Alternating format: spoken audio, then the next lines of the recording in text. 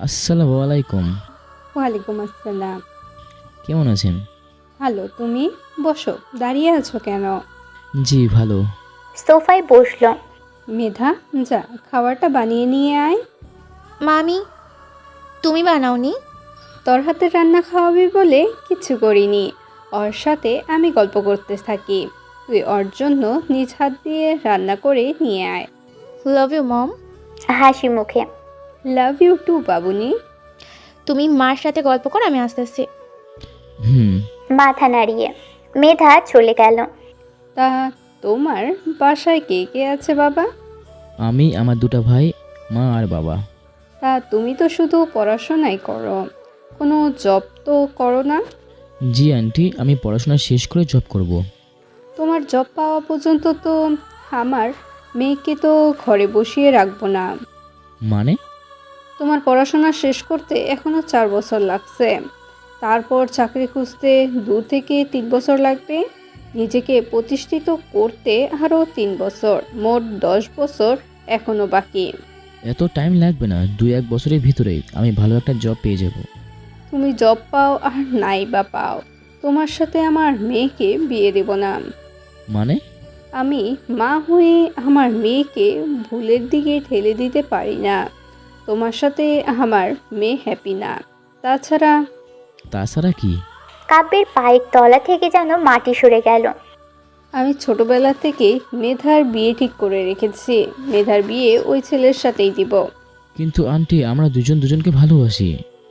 আমাদের সম্মান কথার খেলাপ হোক, আমরা তা চাই না। তুমি বাবা মেধার জীবন থেকে চলে যাও। কাব্যের চোখে অজান্তেই পানি চলে আসছে। কেউ বুকে চাকু ঢুকিয়ে দিচ্ছে মনে হচ্ছে। আমরা দুজন দুজনকে অনেক ভালোবাসি। আন্টি, এমনটা করবেন না প্লিজ। দেখো বাবা, মেধার পরীক্ষার পর মেধার বিয়ে, তুমি চলে যাও। নাই সমাজ জানলে আমাদের মান সম্মান থাকবে না। তুমি চাইলে আমি তোমার পায়ে ধরতে রাজি আছি। না না আন্টি, কি বলছেন? আপনি তো আমার মায়ের মতো। আমি কাল সকাল হওয়ার আগেই শহর ছেড়ে চলে যাব। চোখের পানি মুছে। তুমি আমার কষ্টটা বুঝতে পারলে বাবা? কাব্য আর না বসে পাশে থেকে বের হয়ে গেল। আকাশটাও মেঘলা করছে। ঝুম বৃষ্টি নেমে গেল। কাব্যের কাছে বৃষ্টিটা খুব ভালো লাগছে। কে জানতো আজ মেধার সাথে শেষ দেখা। কিছুক্ষণ পর, মা, কাব্য কোথায়? ওর কি কাজ পড়ে গেছে তাই চলে গেল। এত করে বললাম, কোনো কথা না শুনেই চলে গেল। আমি এত কষ্ট করে রান্না করলাম, ও না খেয়ে চলে গেল। মেধা নিজের রুমে চলে গেল। ফোনটা নিয়ে কাব্যকে ফোন করলো। Phone off. মেধার জিদ আর রাগ খুব উঠে গেল। বিছানায় শুয়ে বালিশ বুকে ঝরিয়ে কান্না করতে শুরু করলো। কাব্যের চোখ দিয়ে পানি ঝরতে লাগলো, কিন্তু বৃষ্টির পানিতে বোঝার মতো কেউ নেই। 7 দিন পর। নীল, কাব্য কোথায়? আমি জানি না। তোমাদের বাসা থেকে বস্তিতে ভিজে এসে তারপর যে বাসা থেকে বের হয়েছে আর আসার কোনো নাম নেই। কোথায় আছে ও? আমি তো জানি না। ওর ফোন অফ। তুমি 7 দিন পর ওর খোঁজ নিচ্ছ কেন? আমার রাগ জেদের মূল্য কি ওর কাছে একটুও নেই? আমাকে একটিবারও ফোন করলো না। কাব্য, তোমাকে একটা কাগজ দিতে বলছে।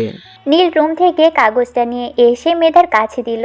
মেধা কাগজটা খুলে, সবাই ভালোবাসলে যে সবাই সবার ভালোবাসার মানুষকে পাবে এমনটা তো কোনো কথা নেই। কিছু ভালোবাসা অসমাপ্তই থেকে যায়। চাইলেও ভালোবাসার মানুষকে পায় না। হয়তো এটাই নিয়তি। আমি চলে গেলাম আমার ভালোবাসার মানুষের কাছে। তুমি ভালো থেকো আর আমাকে ভুলে যেও। মেধা চোখ দিয়ে টপ টপ করে পানি গড়িয়ে পড়ছে। মেধা নিজের মনকে বুঝ দিতে পারছে না কাব্য এমন কাজ করবে। 9 মাস পর মেধা সব কিছু সয়ে নিল। আজ মেধার বিয়ে। বাবা মায়ের পছন্দ করা ছেলের সাথে বিয়ে হচ্ছে, কিন্তু মেধার মনে আজও কাব্য বেঁচে আছে। মেধা বলতে লাগলো মনে মনে, কাব্য, আমি না হয় আমার ভালোবাসার মানুষটাকে নাই পেলাম, কিন্তু এই মনে সব সময় তুমিই থাকবে। আর কেউ জায়গা পাবে না, শুধু তুমিই থাকবে। কি হয়েছে এখানে? ঈশানী কথাটা শুনে পিছন ঘুরে তাকিয়ে দেখল পুরনো প্যান্ট আর শার্ট পরা একটা ছেলে। মনে হয় 80 বছর আগের প্যান্ট শার্ট। ঈশানী কিছুটা পিছনে সরে গেল। চোখে দেখিস না কি হয়েছে, আবার জিজ্ঞাসা করিস? রাগ দেখিয়ে। কে রে খ্যাতটা? মনে হয় কোনো ময়লা আবর্জনা থেকে উঠে আসছে। দূরে যা খ্যাত। ধাক্কা দিয়ে ফেলে দিল। কাব্য ফ্যাল ফ্যাল করে তাকিয়ে আছে ঈশানীর দিকে। দেখ কিভাবে তাকিয়ে আছে, মনে হয় কখনো মেয়ে মানুষ দেখেনি। এই চল তো এখান থেকে। আজ কাব্যের ভার্সিটিতে প্রথম দিন। ভার্সিটির গেটে আসতেই চোখটা আটকে গেল ক্যাম্পাসের দক্ষিণ পাশের বকুল গাছটার দিকে। ক্যাম্পাসের চারপাশে পুলিশরা পিবিআইয়ের গাড়িতে ভরা, মিডিয়ারও অনেক গাড়ি। কি হয়েছে বুঝতে পারছে না। ধীর পায়ে সামনের দিকে এগোতে লাগলো। দেখলো একটা মেয়ে গাছের তলায় দড়ি দিয়ে ঝুলছে। পিছন থেকে পাশের ছেলেটাকে জিজ্ঞেস করতেই বাকিটা দেখলেন। কাব্যকে একটা ছেলে হাত ধরে ওঠালো।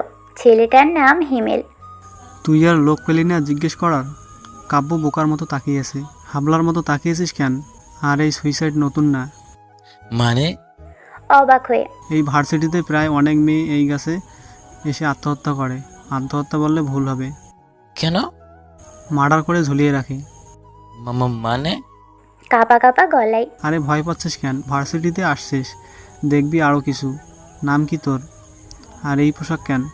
কাব্য মাথা নিচু করে। বুঝছি। আচ্ছা চলো এখান থেকে, এইসব ড্রামা দেখতে দেখতে অভ্যাস হয়ে গেছে।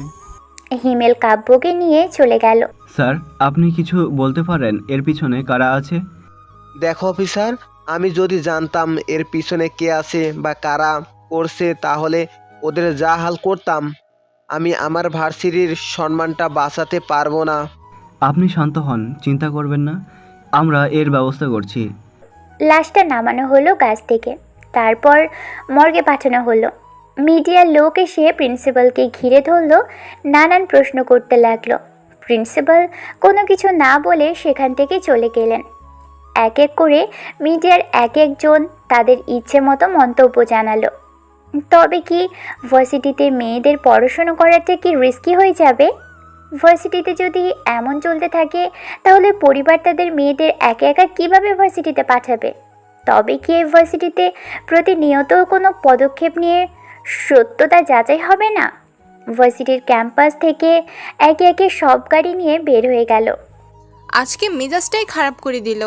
এদিকে কিন্তু আমার বেশ চিন্তা হচ্ছে। কিসের চিন্তা? হ্যাঁ, আমাদের সাথে যদি এমনটা হয়। হাসছিস কেন তুই? তোদের মাথায় কি ভূত চাপছে? আচ্ছা ভাইয়া, ভার্সিটিতে কতদিন যাবত এমন চলছে? হিমেল কাব্যের চলে যাওয়ার দিকে তাকালো। কিছু না। উঠে হাঁটা দিল। দেখ দেখ ওই খ্যাতটা। এসব কেন যে ভার্সিটিতে ভর্তি নাই কে জানে। চল জার্গিং করি ওকে। এই অবস্থাতে কি এটা করা ঠিক হবে না? চুপ থাক তুই। আবুলটাকে আজ এমন শিক্ষা দিব আর যাতে ভার্সিটিতে না আসে। ঈশানী তার বান্ধবীদের নিয়ে কাব্যের দিকে যেতে লাগলো। মেয়েদের সাথে এসব হচ্ছে, কেই বা করছে না। কিছুতেই এসব। কাব্যের বুকে হাত দিয়ে কাব্যকে থামিয়ে দিল।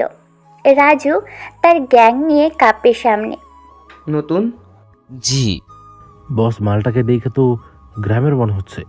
তুমি কি এই ভার্সিটির নিয়ম জানো খোকা? না ভাইয়া। এই রাজু, মুরগিটা আমাদের, তোরা যা। তোদের হবে না, আমাদের। আমরা যা করার করব। রাজু ভুলে যাস না কিন্তু। ওকে, তোর অর্ধেক আমার অর্ধেক। কাব্যের বুঝতে বাকি রইল না কি হতে যাচ্ছে ওর সাথে। কাব্য নিজেকে সামলিয়ে চুপচাপ পাতা নিচু করে দাঁড়িয়ে আছে। কাচি খান বের কর, অর্ধেকটা কেটে নি। আবির, জিনিসটা দে। ঈশানী কাঁচি দিয়ে প্রথমে কাব্যের শার্টের অর্ধেক কেটে ফেলল। রাজু আর অর্ধেক সরিয়ে দিয়ে কাব্যের গায়ে পচা গোবর ঢালতে শুরু করলো। ক্যাম্পাসের সবাই দাঁড়িয়ে দাঁড়িয়ে মজা নিচ্ছে। কাব্যের রাগে শরীরটা জ্বলতে লাগলো, তবুও নিজেকে সামলে নিল। এর ভিতরেই প্রিন্সিপাল স্যার চলে আসলো। প্রিন্সিপাল, তোমরা কি শুরু করেছো? হ্যাঁ, তোমাদের লজ্জা করে না? আজ কলেজে দুর্ঘটনা ঘটে গেল, তারপরও তোমরা এসব করছো? যাও এখান থেকে। সবাই চলে গেল। কাব্য দাঁড়িয়ে থাকলো প্রিন্সিপালের সামনে দাঁড়িয়ে। তোমাকে বলি, ভার্সিটিতে নতুন যেহেতু এদের থেকে দূরে থাকবা। আর এসব কোন বেশে আসছো, ভালো পোশাক পরিধান করে আসবে। কাব্য মাথা নিচু করে প্রিন্সিপাল স্যারের কথাগুলো শুনে ক্যাম্পাস ত্যাগ করলো। পরের দিন কাব্য ভার্সিটির গেট দিয়ে ঢুকে সোজা হেঁটে ক্লাসের দিকে যেতে লাগলো। এই আবুল্লা, এদিকে আয়। কাব্য নিজের মতো হেঁটে যাচ্ছে। তোটাকে সাড়া দিল না ভাব নিল। দেখাচ্ছি ওকে। ঈশানী কাব্যের সামনে যেতেই ঠাস ঠাস করে শব্দ হলো। সব স্টুডেন্ট তাকিয়ে পড়ল। ঠাস ঠাস চরের শব্দে সবাই তাকিয়ে পড়ল। আসলে চরটা ঈশানী কাব্যের গালে মারে। কাব্য মাথা নিচু করে দাঁড়িয়ে আছে। ছোট লোকের বাচ্চা খ্যাত, তোরে ডাকছি দেখে ভাব নিয়ে সামনের দিক হেঁটে যাচ্ছিস? আরে বুঝিস না, সুন্দরী মেয়েরা ডাক দিলে তার ভাব তো বেড়েই যাবে। সবাই হেসে উঠল। কাব্য মাথা নিচু করে দাঁড়িয়ে আছে। তুই জানিস আমার একবারের বেশি দুইবার কাউকে ডাক দেওয়া লাগে না। সরি, আপনি আমাকে ডাকছেন, আমি বুঝতে পারিনি। আপনি তো আই বলে ডাকছেন, আমার নাম কাব্য। তুই নিজে তো একটা আবুল্লা, নাম রাখছে আবার কাব্য। সবাই হেসে উঠল। কি বেবি, তোমার এত দেমাক কেন? বেবি, তোমাকে আজ শেখাবো ঘরে মা বোন আছে কিনা। নীলা হাতটা ছাড়িয়ে আবিরের গালে কষিয়ে চর বসিয়ে দিল।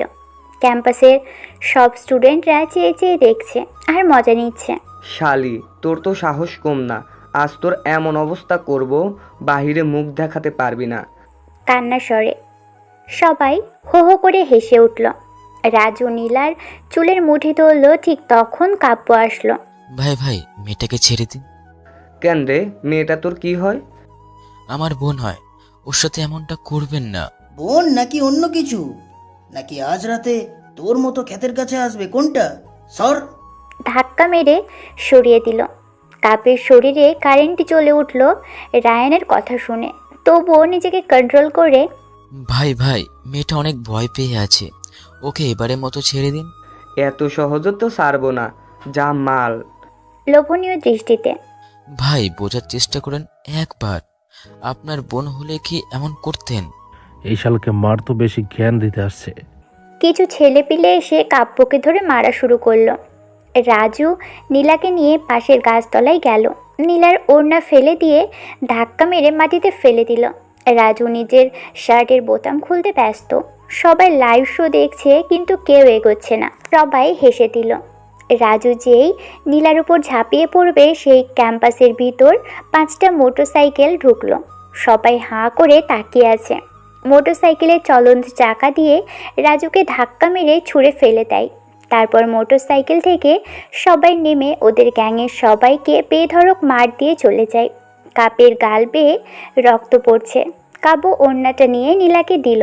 সবাই হাঁ করে তাকিয়ে আছে। কারা আসলো আর কারা মেরে চলে গেল। ঈশানী তার বান্ধবীরা অনেক অবাক হয়ে গেল। রাজুদের হাসপাতালে নিয়ে যাওয়া হলো। কিছুক্ষণ পর পুলিশের গাড়ি ক্যাম্পাসে ঢুকলো। ঈশানীরা এগিয়ে আসলো। রাজুদেরকে এইভাবে কারা মারল? Police officer. আমরা তো ওদের চিনি না, ওরা 10 জন 5টা বাইক নিয়ে এসে ওদেরকে পিটাই গেছে। কেন গেল, তোমরা কিছু জানো? না ছাড়, ওদের চোখ দেখলে মনে হয় গিলে খেয়ে ফেলবে, এতটা রাগি চোখ। ওদের কোনো পুরনো সূত্র আছে, তোমরা চিনো? না স্যার, তবে রাজু আর নীলাশার সাথে খারাপ কিছু করতে চেয়েছিল, ঠিক তখনই ওরা চলে আসে। নীলাকে? এই কলেজে নতুন। আর কি কেউ ছিল? স্যার, ওই যে খ্যাত আবুল্লাহ আছে একটা, ও নীলাকে জার থেকে বাঁচাতে চেয়েছিল। খ্যাত আবুল্লা? কে ওটা? দুজনকে ডেকে নিয়ে এসো।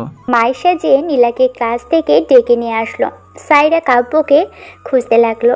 তোমাকে যখন রাজু গার্ড করছিল, তখন কি তুমি কাউকে আসতে বলেছিলে? বা যারা এসে রাজুদের মারলো, তারা কি কেউ হয় তোমার? তুমি কি রাজুর নামে কেস করবে? স্যার, শুধু শুধু এই মেয়েটাকে কেন বিপদে ফেলতে চাচ্ছেন? তুমি চুপ করে থাকো।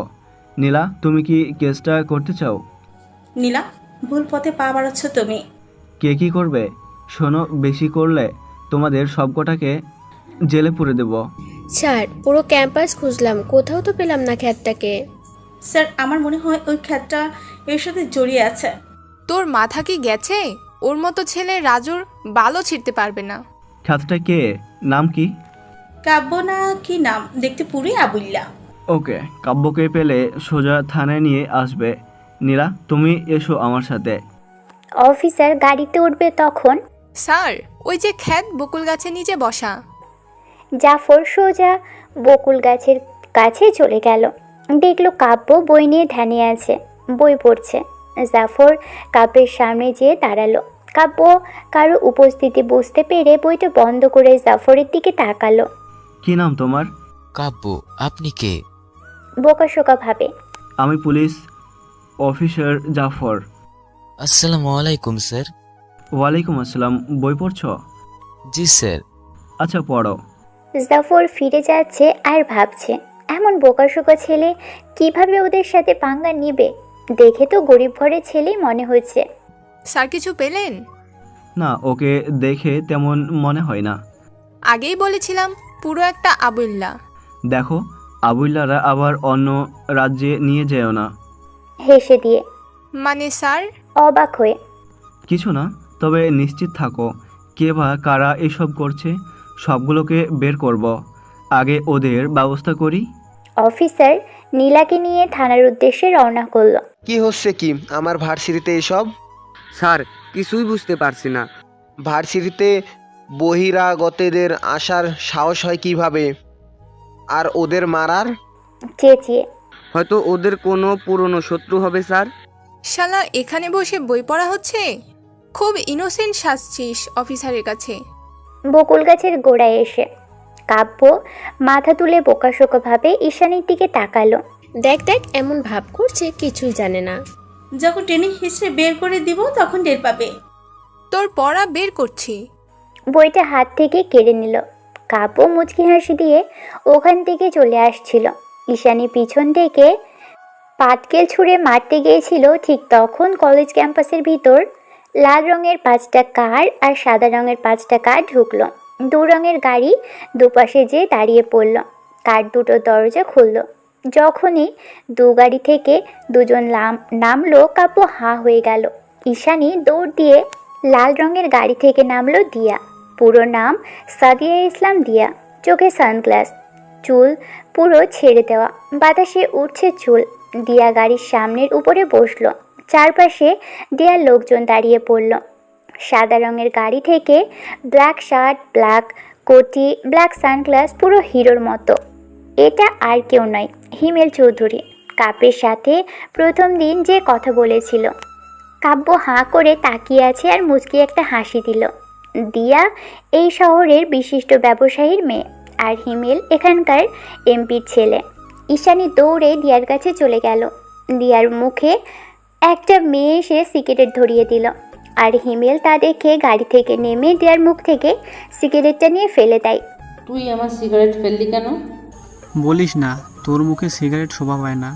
কেন খাস বারণ করার পরও? আর যদি কখনো খাস তখন? তুই এই মাফিয়া দিয়ার সঙ্গে পাঙ্গা নিতে চাস? তোর থেকে আমি বড় মাফিয়া, এই হিমেল চৌধুরী। দুজনের কোমর থেকে পিস্তল বের করে মুখোমুখি ধরল। ভার্সিটির সব স্টুডেন্টরা মাঠ থেকে ক্লাসের বারান্দায় যেয়ে দাঁড়ালো। কাব্য দাঁড়িয়ে দেখছে আর হাসছে। কাব্য যে অন্য একটা গন্ধ টের পাচ্ছে। আপু, দুলা ভাই, কি লাগাইছো ক্যাম্পাসে? কে তোর দুলা ভাই? এই চুনোপুটি? ঈশানী, তোকে বারণ করছি না, এই ভিতু ছ্যাঁচড়ারে দুলা ভাই ডাকবি না। রেগে। আমি ভিতু ছ্যাঁচড়া? তুই তো একটা ডাইনি। আরে হয়েছে, থামো, পিস্তল সরাও এখন। মাফিয়া হয়েছো, বাইরে দেখাও জোর। নিজেদের ভেতর কি? ওকে বলে দিস আমি আর ওকে চাই না। ঐশানী, তোমার আপুকে বলে দিও, সে যত না চাইবে ততই চাইবো। না হলে ওই যে দেখছো সুন্দরী মেয়ে, ওকে প্রপোজ করব। কি বললি তুই? রাগে উপরে ফাঁকা গুলি করল। সবাই আতঙ্কিত হয়ে যায়। প্রিন্সিপাল আওয়াজ শুনছে কিন্তু আসেনি। সে জানে কাদের কাণ্ড এটা, নতুন না পুরনো অনেক। আপু শান্ত হবি তুই? রাজুকে ক্যাম্পাসে এসে মারছে, তার কোনো খোঁজ খবর রাখিস? কাদের এত বড় সাহস হলো আমার ভার্সিটি এসে আমার ছেলেপেলেদের গায়ে হাত তোলে? সামনে যদি পেতাম না, সব কটাকে গুলি করে মারতাম। রিজন না দেখেই তো শুধু মারতে জানো। এই জন্যই তো তোমার সাথে বনে না আমার।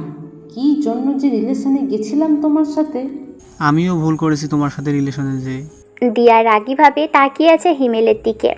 এই তুই এখানে দাঁড়িয়ে ওইদিকে তাকিয়ে মুচকি হাসছিস কেন? কই না তো।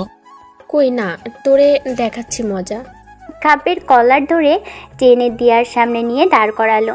কি করছে রে সায়রা? আপু নতুন মুরগি। কানে কানে। এই সায়রা, হাবা গোবা ছেলেটাকে কেন ধরে আনলি? তোমাদের দেখে ওখানে দাঁড়িয়ে দাঁড়িয়ে মুচকি আসছিল, তোমরা নাকি জোকার। দিয়ার মাথা গরম হয়ে গেল, সাথে হিমেলেরও। দুজনে বসা থেকে নামলো। কাব্য সাইরার কথা শুনে অবাক হয়ে গেল। দুজনেই পিস্তল বের করে কাব্যের দিকে ধরল। নিজেকে কখনো আয়নায় দেখছিস? আমাদের জোকার বলিস আর হাসিস। তুই জানিস আমরা কে? তোর মতো রাস্তার ছেলেদের 2 মিনিটও টাইম লাগবে না রাস্তা থেকে সরানো। কাব্য বোকা চাহনি দিয়ে তাকিয়ে আছে। হিমেল আর দিয়া ভাবছে এতক্ষণে ওদের দুজনের পায়ে পড়ে কান্না করবে, তা না করে বোকা চাহনি দিয়ে দেখছে যেন কিছুই হয়নি। হিমেল দিয়া দুজনের দিকে তাকাতাকি করলো।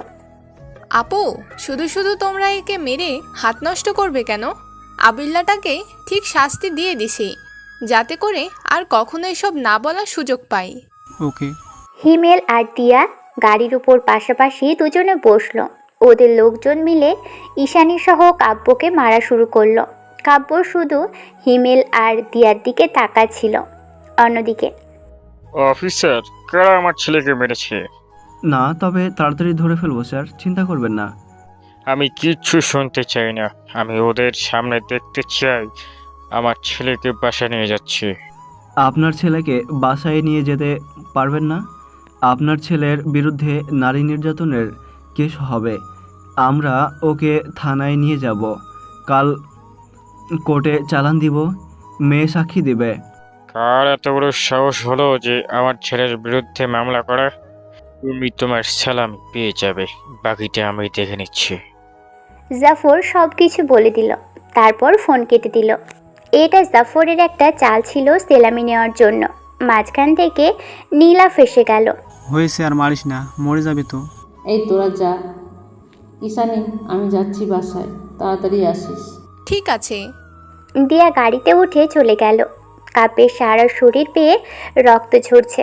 নিজের শক্তি না দেখিয়ে পড়ে পড়ে মার খেলো।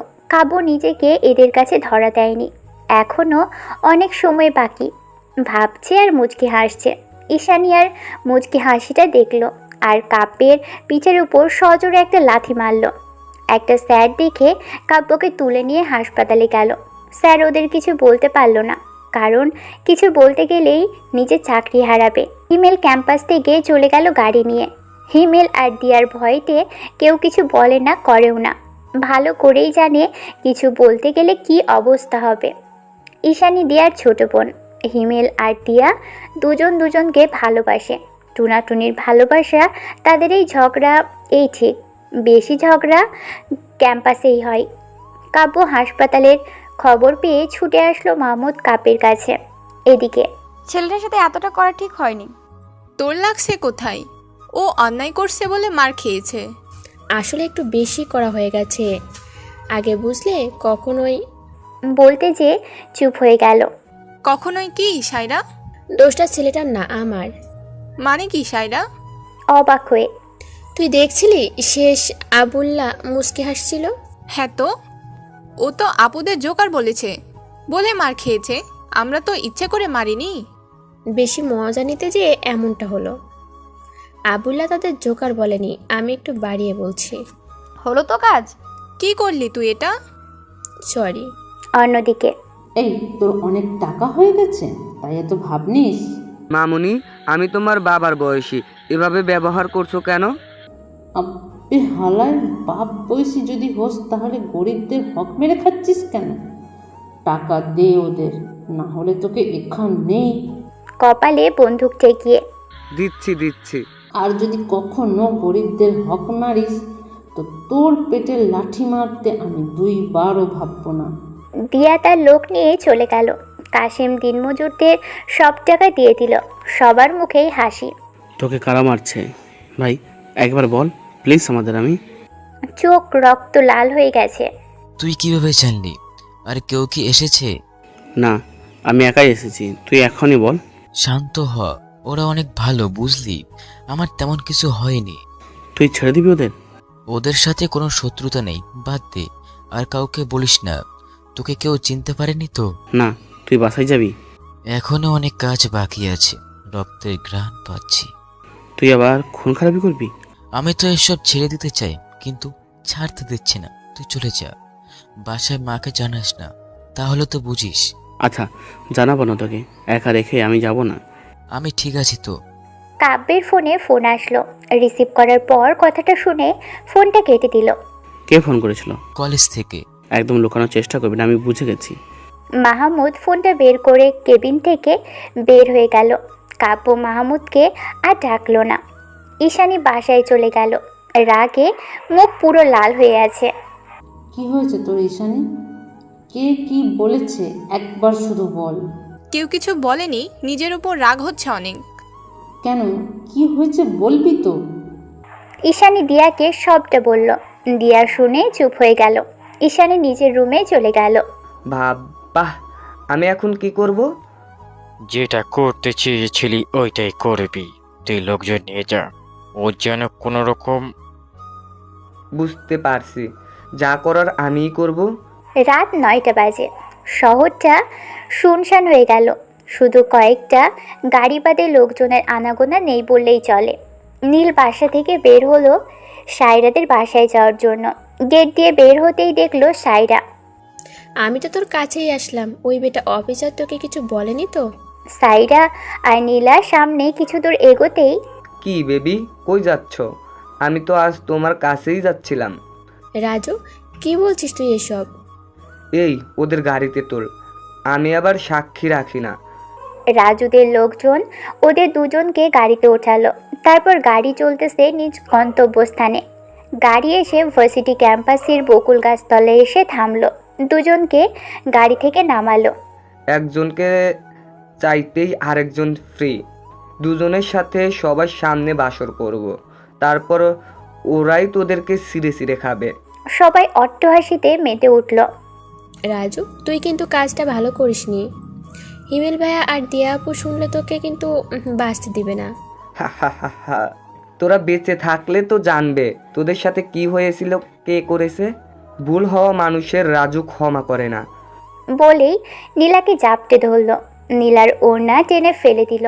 ধস্তাধস্তি শুরু হয়ে গেল। রাজু, ওকে ছেড়ে দে, ওর এত বড় সর্বনাশ করিস না, ও না বুঝেই করছে। বুঝিয়ে দিছি একটু, যাতে এরকম ভুল না করে। সাইরা কোনো হুদিস না পেয়ে হিমেল, দিয়া আর ঈশানীকে বারবার ফোন করছে, কিন্তু কেউ ফোন তুলছে না। সাইরা কান্নায় ভেঙে পড়ল। আর হয়তো রক্ষে নেই। নীলার হাতের পাশের জামার হাতা ছিঁড়ে যায়। রাজু নীলাকে নিয়ে মাটিতে নিয়ে শুয়ে পড়ল। ঠিক তখনই জ্বলে উঠল আলো। রাজু সহ সবাই চমকে উঠল। লাইটের আলো একবার জ্বলছে আবার একবার নিভছে। সাইরা মুখ উঁচু করে দেখলো বাইকের হেডলাইটে একটা আলো জ্বলছে আর নিভছে। রাজু নীলাকে ছেড়ে দিল। নীলা দৌড়ে সাইরার কাছে যেয়ে সাইরাকে জড়িয়ে ধরে। রাত 2:30। রাস্তার পাশের এক বাসার ভিতরে। স্যার, আমার স্বামীকে ছেড়ে দিন, ওর তো কোনো দোষ নেই। চুপ, একদম চুপ। বেশি ভালো করে দেখাতে আসবি না, ভরে দেবো জায়গা মতো। আমার স্বামী তো কোনো দোষ করেনি, কেন ধরেছেন ওকে?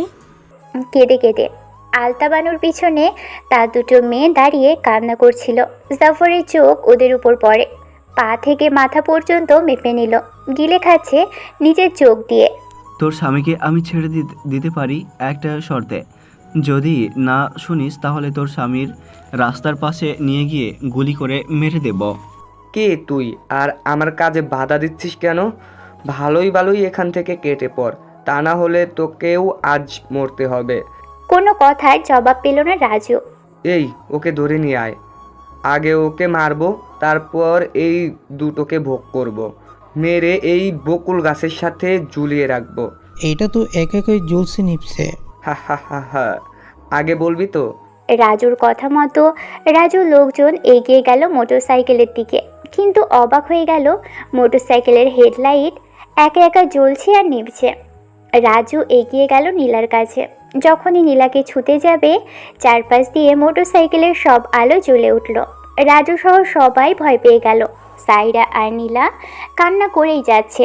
বাইক থেকে সবাই নেমে গোল করে ঘিরে ধরল। সবার হাতেই পিস্তল, রাইফেল, শটগান।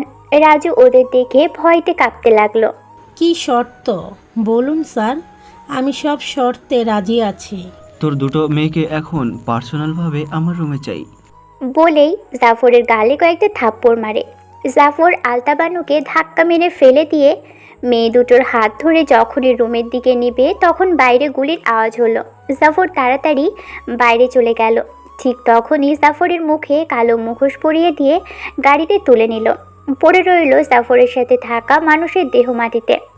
আলতাবানু ও তার স্বামী দৌড়ে বাইরে এসে কিছুই দেখতে পারল না। জায়গাটা পুরো পরিষ্কার। দেখ হিমেল, তুই কিন্তু ভালো করেই জানিস আমার বাবা কে। তার কানে যদি খবরটা যায় তাহলে কেউ বাঁচতে পারবি না। মুখে মাস্ক লাগিয়ে কি ভাবছিস তোকে চিনবো না? সাইরা আর নীলা হিমেলের নাম শুনে কান্নাটা থামিয়ে দেয়। রাজুর কথার কোনো জবাব দিচ্ছে না। একটা ছেলে সামনের দিকে এগিয়ে আসছে খালি হাতে। হিমেল, তোকে বারণ করেছি তুই চলে যা, আমার কাছে বাধা হোস না। বস মির্দি এখানে, তুমি এখানে দাঁড়িয়ে থাকো। আহাদ এগিয়ে গেল ছুরি নিয়ে মারার জন্য। যখনই ছুরিটা চালাতে যাবে ঠিক তখনই আহাদের কপাল ভেদ করে গুলি চলে গেল। আহাদ মাটিতে পড়ে যায়। সাইরা আর নীলা গুলির আওয়াজ শুনে মাথাটা নিচু করে ফেলে। মাথাটা উঁচু করে দেখলো যে যেখানেই ছিল সেখানেই দাঁড়িয়ে আছে। তাহলে গুলিটা করলো কে? রাজু ও তার লোকজন আরও বেশি ভয় পেয়ে গেল। যে যার মতো দাঁড়িয়ে। গুলিটা আসলো কোথা থেকে? রাজু ভাবলো তাহলে কি হিমেল না অন্য কেউ? দেখ ভাই, তোর সাথে আমার কোনো শত্রুতা নেই। আমার মেয়ে দুটোকে রেখে চলে যাচ্ছি, আর কখনো এমন করব না। ছেলেটা এগিয়ে গেল নীলা আর সাইরার সামনে। নীলা আর সাইরা ছেলেটার চোখের দিকে তাকিয়ে ভয় পেয়ে গেল। চোখ লাল টকটকে, খুব ভয়ঙ্কর চোখ দুটো। ছেলেটা দুজনের হাত ধরে নিয়ে বকুল গাছতলায় বসিয়ে দিল। Silent, no talk. গম্ভীর গলায়, হিমেল ভাইয়া? নো হিমেল, আই এম রংবাজ। সাইরা আর নীলা হাঁ করে পড়ল। তাহলে কে রংবাজ? রাজু তার বাবাকে ফোন দিল। বাবা বাঁচাও, ওরা আমাকে মেরে ফেলবে। কি হয়েছে তোর? আমি এখনই আসছি, তোরা কেউ কিছু করতে পারবে না। মাঝখানে একটা টেবিল বসানো হলো, সেখানে 4টা চেয়ার। বস, হাবি গ্যাং নিয়ে রওনা করছে। আসতে দে, আমি তো ওর জন্যই অপেক্ষা করছি। রাজু কথাটা শুনে হাঁ হয়ে পড়ল। আর নীলার চোখ কালো কাপড় দিয়ে বেঁধে দিল। কাব্য চেয়ারে বসলো। রাজুকে বসানো হলো। কাব্য রাজুর ডান হাত টেবিলের উপরে রেখে হাতের উপরে একটা পেরেক ঢুকিয়ে দিল। রাজু চিৎকার দিয়ে উঠল। এই হাত দিয়ে অনেক নোংরা খেলা খেলেছিস, অনেক জোর দেখিয়েছিস, তোর জম চলে এসেছে। আমার ভুল হয়ে গেছে, মাফ করে দিন ভাই, আর কখনো এমন ভুল হবে না। মাফ? মাফ তো নীলা ও চেয়েছিল, কই তাকে তো তুই ছাড়লি না। বলেই রাজুর বাম হাত টেবিলে রেখে পেরেক ঢুকিয়ে দিল। রাজু ব্যথায় কোঁকিয়ে উঠল। এই চিৎকার যেন কেউ শুনছে না। রাজু কান্না করে দিল। ক্যাম্পাসের ভিতর 5টা কালো রঙের গাড়ি ঢুকলো। দেখ, তোদের বড় জম চলে এসেছে। তোকে আমি এর থেকেও বেশি কষ্ট দিয়ে মারবো। উচ্চস্বরে হেসে হাবি গাড়ি থেকে নেমেই তার গ্যাংও নেমে গেল। পিস্তল তাক করে যেই ট্রিগারে চাপ দিতে যাবে তখনই পুরো আলো জ্বলে ওঠে। কাব্য পিছনে ফেরে। কাব্যকে দেখা মাত্রই হাবিব গ্যাংয়ের সবাই গাড়িতে উঠিয়ে পালালো হাবিকে রেখে। কিন্তু হাবির সাথে একজন রয়ে গেল। বস, এদের সাথে টক্কর নিতে গেলে আমাদের জান হারাতে হবে। কি বলছিস? তোদের আমি টাকা দিয়ে পুষিয়ে রাখি আজকের দিনটা দেখার জন্য। হাবির গালে চড় বসিয়ে, তুই যেই হোস না কেন, আজকে তোকে কেউ বাঁচাতে পারবে না। বন্দুকটা বের করে গুলি কাব্যর দিকে তাক করে ট্রিগার চাপ দিতেই হাবির হাতে এসে গুলি লাগলো। কাব্য উচ্চস্বরে হেসে দেয়। ক্যাম্পাসের ভিতর আরও 10টা গাড়ি ঢুকে পড়ল, যেটা দেখে রাজু আর হাবি হাঁ করেছিল। গাড়ি থেকে এক এক করে লাশ ফেলে দেওয়া হলো। হাবির সাথে আসা তার গ্যাংয়ের লোকজনের সব বডি। কাব্য কোনো প্রমাণ রাখে না।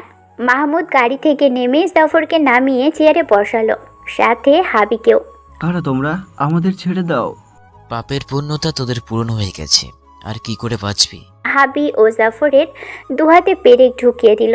দুজনেই চিৎকার দিয়ে উঠল। এই হাত দিয়ে পাপ করেছিস, তোর আজ ক্ষমা নেই। কাব্যের লোকজন 3জনের মাথা টেবিলের সাথে এমনভাবে চেপে ধরল 3জনের জিভ বেরিয়ে গেল। কাব্য এক এক করে 3জনের জিভেই পেরেক ঢুকিয়ে দিল। শুধুমাত্র তিনজনের আর্তনাদ শোনা যাচ্ছে। এই জীব দিয়ে মেয়েদের দেখে দেখে লালা ফেলেছিল, অনেক মেয়ের জীবন নষ্ট করেছিল। আর না, রাগী গলায় চেঁচিয়ে বলল, কোনো মেয়েকে যদি কেউ নির্যাতন করতে চায় তাদের হাল এমনই করে দিবে সে। গুলি করে দিল তিনজনের মাথা বরাবর। হাবি নিজের গুলিতে নিজেই মরে গেল। এই যে তোমরা, আমি চাইলে তোমাদের এখানে মেরে ফেলতে পারি, কিন্তু মারবো না, কারণ তোমাদের মা বাবার স্বপ্ন পূরণ করা এখনো অনেক বাকি। কখনো নিজের জোরটা দুর্বলদের উপর, আর সবসময় জোর দেখানো যায় না, বিপদে পড়বে। সবাই এসে কাব্যের পা জড়িয়ে ধরল। তোমাদের যে জন্য ভার্সিটিতে পড়াশোনা করার জন্য পাঠিয়েছে, সেই কাজ করে সৎ লোকদের সাথে মেশো, পাপের বোঝা ভারিও না, তাহলে কিন্তু এভাবেই মরতে হবে। কাব্যের চোখের ইশারায় সবাই গাড়িতে যেয়ে উঠল। মোটরসাইকেল স্টার্ট হলো। ক্যাম্পাস থেকে এক এক করে সব গাড়ি বেরিয়ে গেল। রাজুর সাথে থাকা ছেলেরা সবাই ভয়েতে চলে গেল। নীলা আর সাইরা বসে আছে দুজন দুজনকে শক্ত করে ধরে। কলেজ ক্যাম্পাসে 6 মিনিট পর 11টা গাড়ি প্রবেশ করলো। সাইরা আর নীলা আটকে উঠল। গাড়ি থেকে হিমেল আর দিয়া, ঈশানী ও তার লোকজন সবাই নেমে পড়ে। ক্যাম্পাসে বডি পড়ে থাকা দেখে হা হয়ে পড়ল। ঈশানী যে নীলা আর সাইরার চোখ বাঁধা খুলে দিল। দুজনেই ঈশানীকে জড়িয়ে ধরে কান্না করে দিল। দিয়া আর হিমেল ওদের নিয়ে ক্যাম্পাস থেকে বেরিয়ে পড়ল, কেননা এখানে থাকলে অনেক প্রবলেম হবে, দোষটা ওদের হবে। পরের দিন সকাল হতেই ভার্সিটিতে অনেক মানুষের ভিড় জমে আছে। Police, media, PBI, VP, RAB সবাই আছে ক্যাম্পাস জুড়ে। মিডিয়ার লোকেদের একটাই কাজ, একটু হলে আরেকটু বাড়িয়ে বলা। মিডিয়া।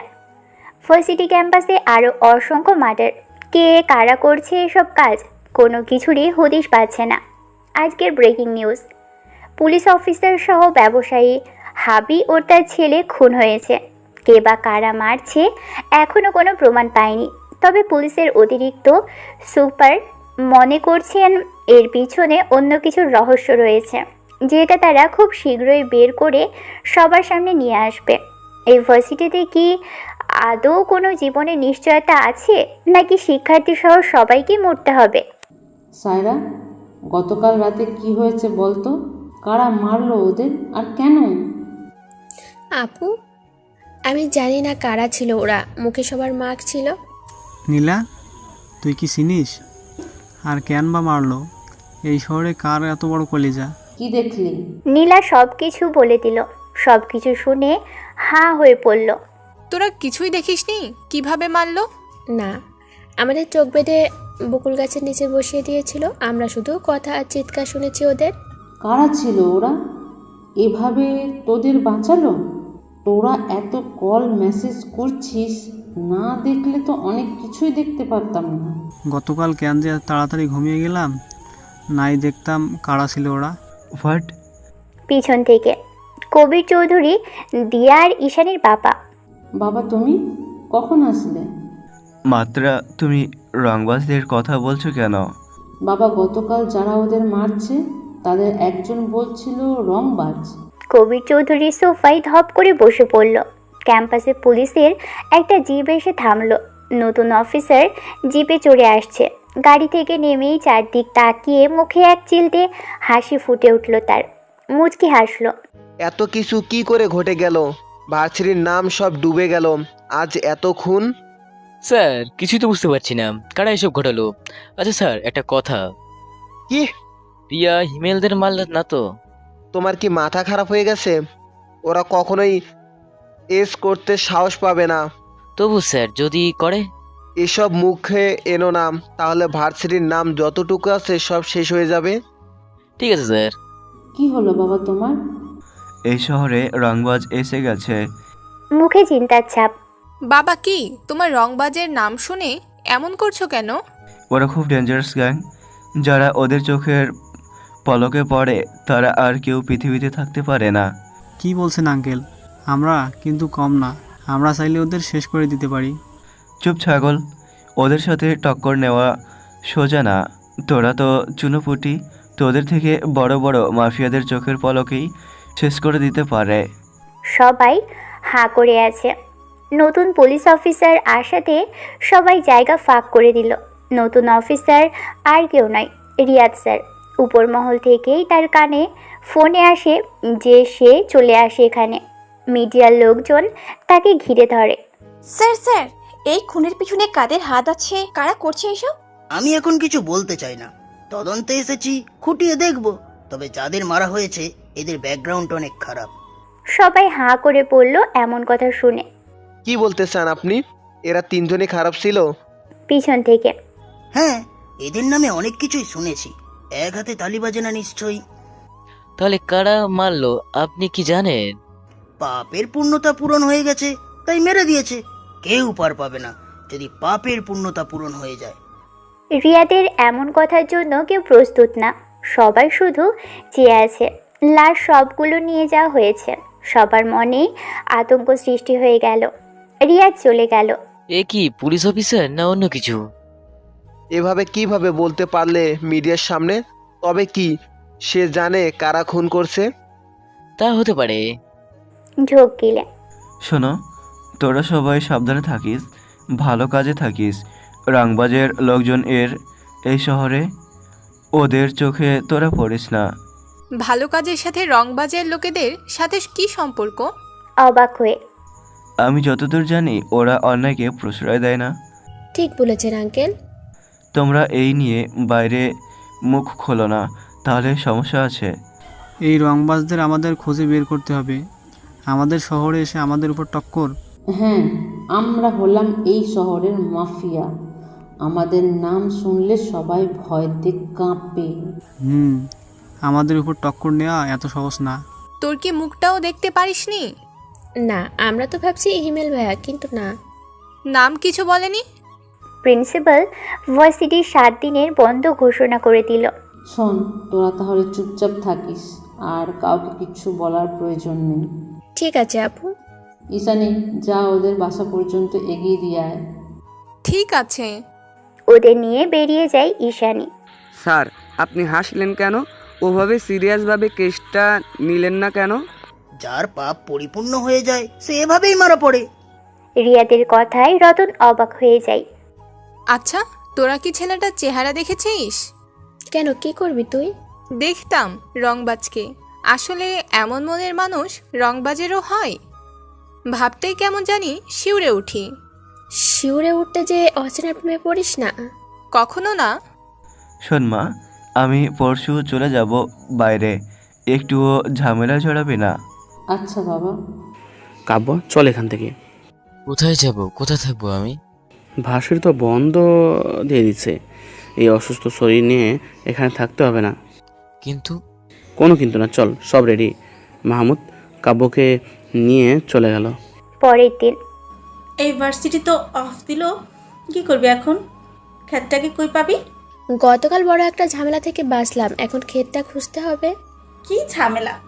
আরে খ্যাতকে খুঁজতে গেছিলাম, পাইনি। যে ম্যাচে থাকতো সেখানে নাকি 2 দিন যাবৎ আসে না। কই গেছে না আসে জানে না। ফোন নাম্বার নিয়ে ফোন করলে তো পারিস। কারো কাছে নেই। মিথ্যা বলে এড়িয়ে গেল। দেখতে দেখতে 7 দিন কেটে গেল। ক্যাম্পাসে বসে আড্ডা দিচ্ছে সবাই। হঠাৎ করে চোখ যায় গেটের দিকে।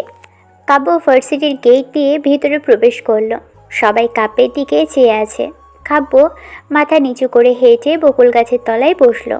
ও এদিকে না এসে ওখান যেয়ে বসলো কেন? হয়তো আমাদের দেখে ভয় পাইছে তাই আসছে না। ঠিক বলছিস, সেদিন যে মারটাই না খেলো। চল আজ একটু মজা নেই। সবাই তাসনিয়ার মুখের দিকে হাঁ করে তাকিয়ে আছে। হাঁ করে তাকিয়ে আছিস কেন? সূর্য আজ কোন দিক দিয়ে উদয় হলো? তুই তো মজা নেওয়ার মেয়ে না, তাহলে আজ? ইচ্ছে হলো, দেখবি আজ কি করি।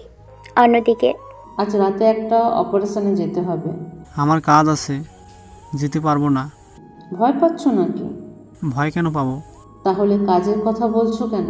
পরশু কাজটা করলে হয় না? জরুরি একটা কাজ পড়ে গেছে। ওকে, তোমাকে যেতে হবে না, আমি যাব। কাল যেও দরকার হলে। তুমি বুঝতে পারছো না, আজ কাজটা কমপ্লিট করতে হবে। সো আমি যাচ্ছি। ওকে, লোকজন প্রয়োজন হলে আমার কজনকে নিয়ে যেও। তুমি তো হলে এক ভীতু, আর তোমার লোকজন না জানি কতটা ভীতু। তুমি কিন্তু আমাকে অপমান করছো। কি বলো এসব? চলো ভার্সিটির দিকে যাওয়া যাক। কাব্য বকুল গাছ তলায় বসে বসে বই পড়ছিল মন দিয়ে। তখনই তাসনিয়া কাব্যের হাত থেকে বইটা কেড়ে নিল। কাব্য মাথা উঁচু করে সবাইকে দেখতে পেল। আপু, আজ আমি কিছুই করিনি, আমাকে মারবেন না প্লিজ। অসহায়ভাবে তাকিয়ে কাব্যের কথা শুনে সবাই হেসে দিল হো হো করে। কিছুই করিসনি, তুই যে কত বড় ভুল করেছিস নিজেও জানিস না। আহা, তাসনিয়া বেচারা ভয় পাইছে। কত বড় সাহস, আমাদের সামনে এখনো বসে আছে। এই দাঁড়া। রাগ গলায় কি করেছি আপু আমি? দাঁড়িয়ে কান ধর আগে, তারপর বলছি। শুধু শুধু কান ধরাবি কেন তাসনিয়া? নিজেকে কি মনে করিস, হিরো? শালা খ্যাত। সবাই হা হয়ে পড়ল তাসনিয়ার কথা শুনে। কাব্য বোকাশোকা ভাব নিয়ে তাকিয়ে আছে। কি করেছে রে ও, একবার বল শুধু। আমার সঙ্গে দিস তুই? গ্রাম থেকে উঠে এসে এখানে কি করতে এসেছিস তুই? কি করছে একবার বল, আজ হাড্ডি মাংস এক করে ফেলবো। ওই বেটা কান ধরিস না কেন, এমন ভাব করছে যেন কিছুই জানে না। কাব্য চারপাশে তাকিয়ে দেখল সবাই তাকিয়ে তাকিয়ে দেখছে, কিন্তু কাব্য বুঝতে পারছে না কিসের জন্য এসব কথা বলছে। আচ্ছা, ওরা কি জেনে গেছে এসব সে করেছে?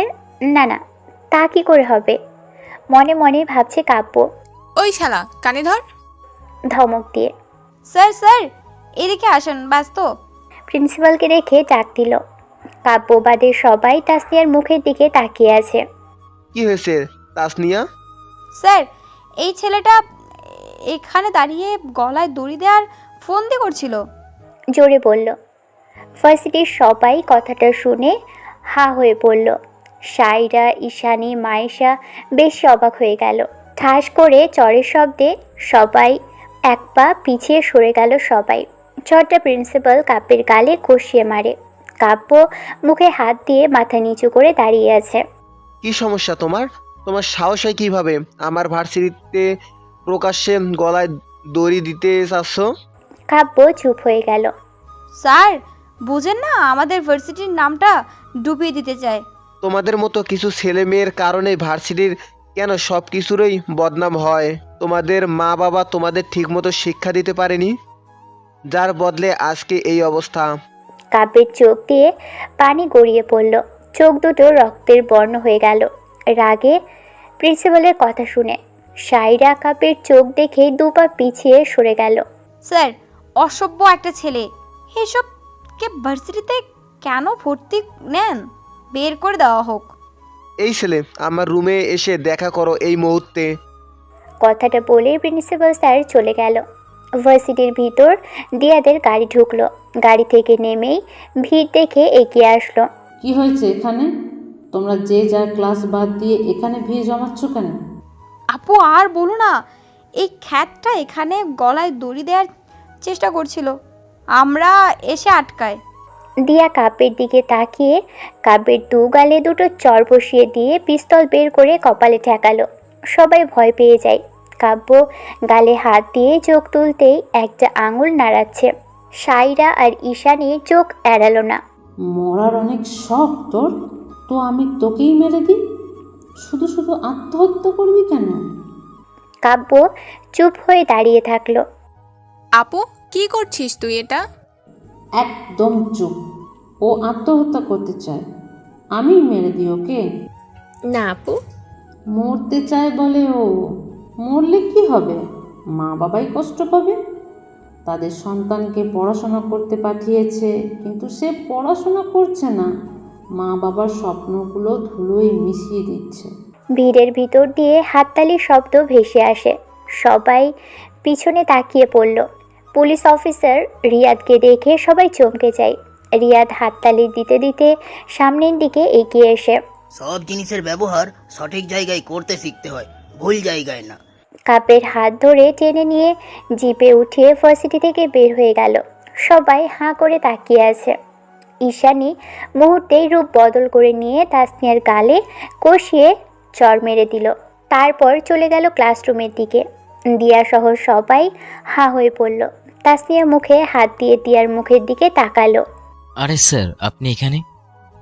এখানেই তো পোস্টিং হলো, এখন থেকে এখানে সব দায়িত্ব আমার উপর এসে পড়েছে। আপনি বুঝলেন কি করে আমি এখানে? যেখানে সিংহের গর্জন আছে সেখানে বাঘ ঠিকই বুঝতে পারবে সিংহ আছে সেখানে। কাব্য মুচকি হাসলো। তাসনিয়া, ঈশানী তোমাকে মারলো কেন? তাসনিয়া চুপ করে আছে। তোমরা সবাই তাকিয়ে তাকিয়ে কি দেখছো? যে যার ক্লাসে চলে যাও, ক্লাস করো। দিয়ার কথা শুনে সবাই যে যার ক্লাসে চলে গেল। তুই তাসনিয়াকে না মারলে পারতিস। আমার রাগ হয়েছে তাই মেরে দিছি। আগে পরে তো এমন রিয়েক্ট কখনো করিসনি। দেখ সায়রা, যার করার মানে এটা না যে কাউকে স্যার টিসি দিয়ে বের করে দিক। আর কাব্য শান্তশিষ্ট ভদ্র একটা ছেলে, ওর সাথে আমরা অনেক অন্যায় করে ফেলেছি। সাইরা, মাইশা ঈশানীর দিকে হাঁ হয়ে পড়ল। দিয়া ক্যাম্পাসের ভিতর বসে আছে উদাস মনে, কিছু একটা ভাবছে। ঠিক তখনই আমার মনের রানী, বসে বসে কি ভাবছো মুখটা মলিন করে? কই কিছু না তো। কি হলো তোমার আজ? দিয়া হিমেলকে কাব্যের কথা বলে দিল। হিমেল শুনে হাঁ হয়ে পড়ল। সূর্য কোন দিক দিয়ে উঠলো? কারো মুখে কোন ছেলেটা নিয়ে এত সুন্দর প্রশংসা? কি ব্যাপার ঈশানী, ক্ষেতের প্রেমে বলি নাকি? কি যাতা বলিস? ঈশানী পড়বে ওর মতো খ্যাতের প্রেম? এ কখনো না। একটু সাবধানে থাকার চেষ্টা করো। কেন? কিছুটা অবাক হয়ে। পরে বুঝতে পারবে। ওকে, আমরা এখন কোথায় যাচ্ছি? আর আপনি সবার সামনে থেকে এভাবে কেন নিয়ে আসলেন? দিয়ার ব্যাপারে কিছু জানো?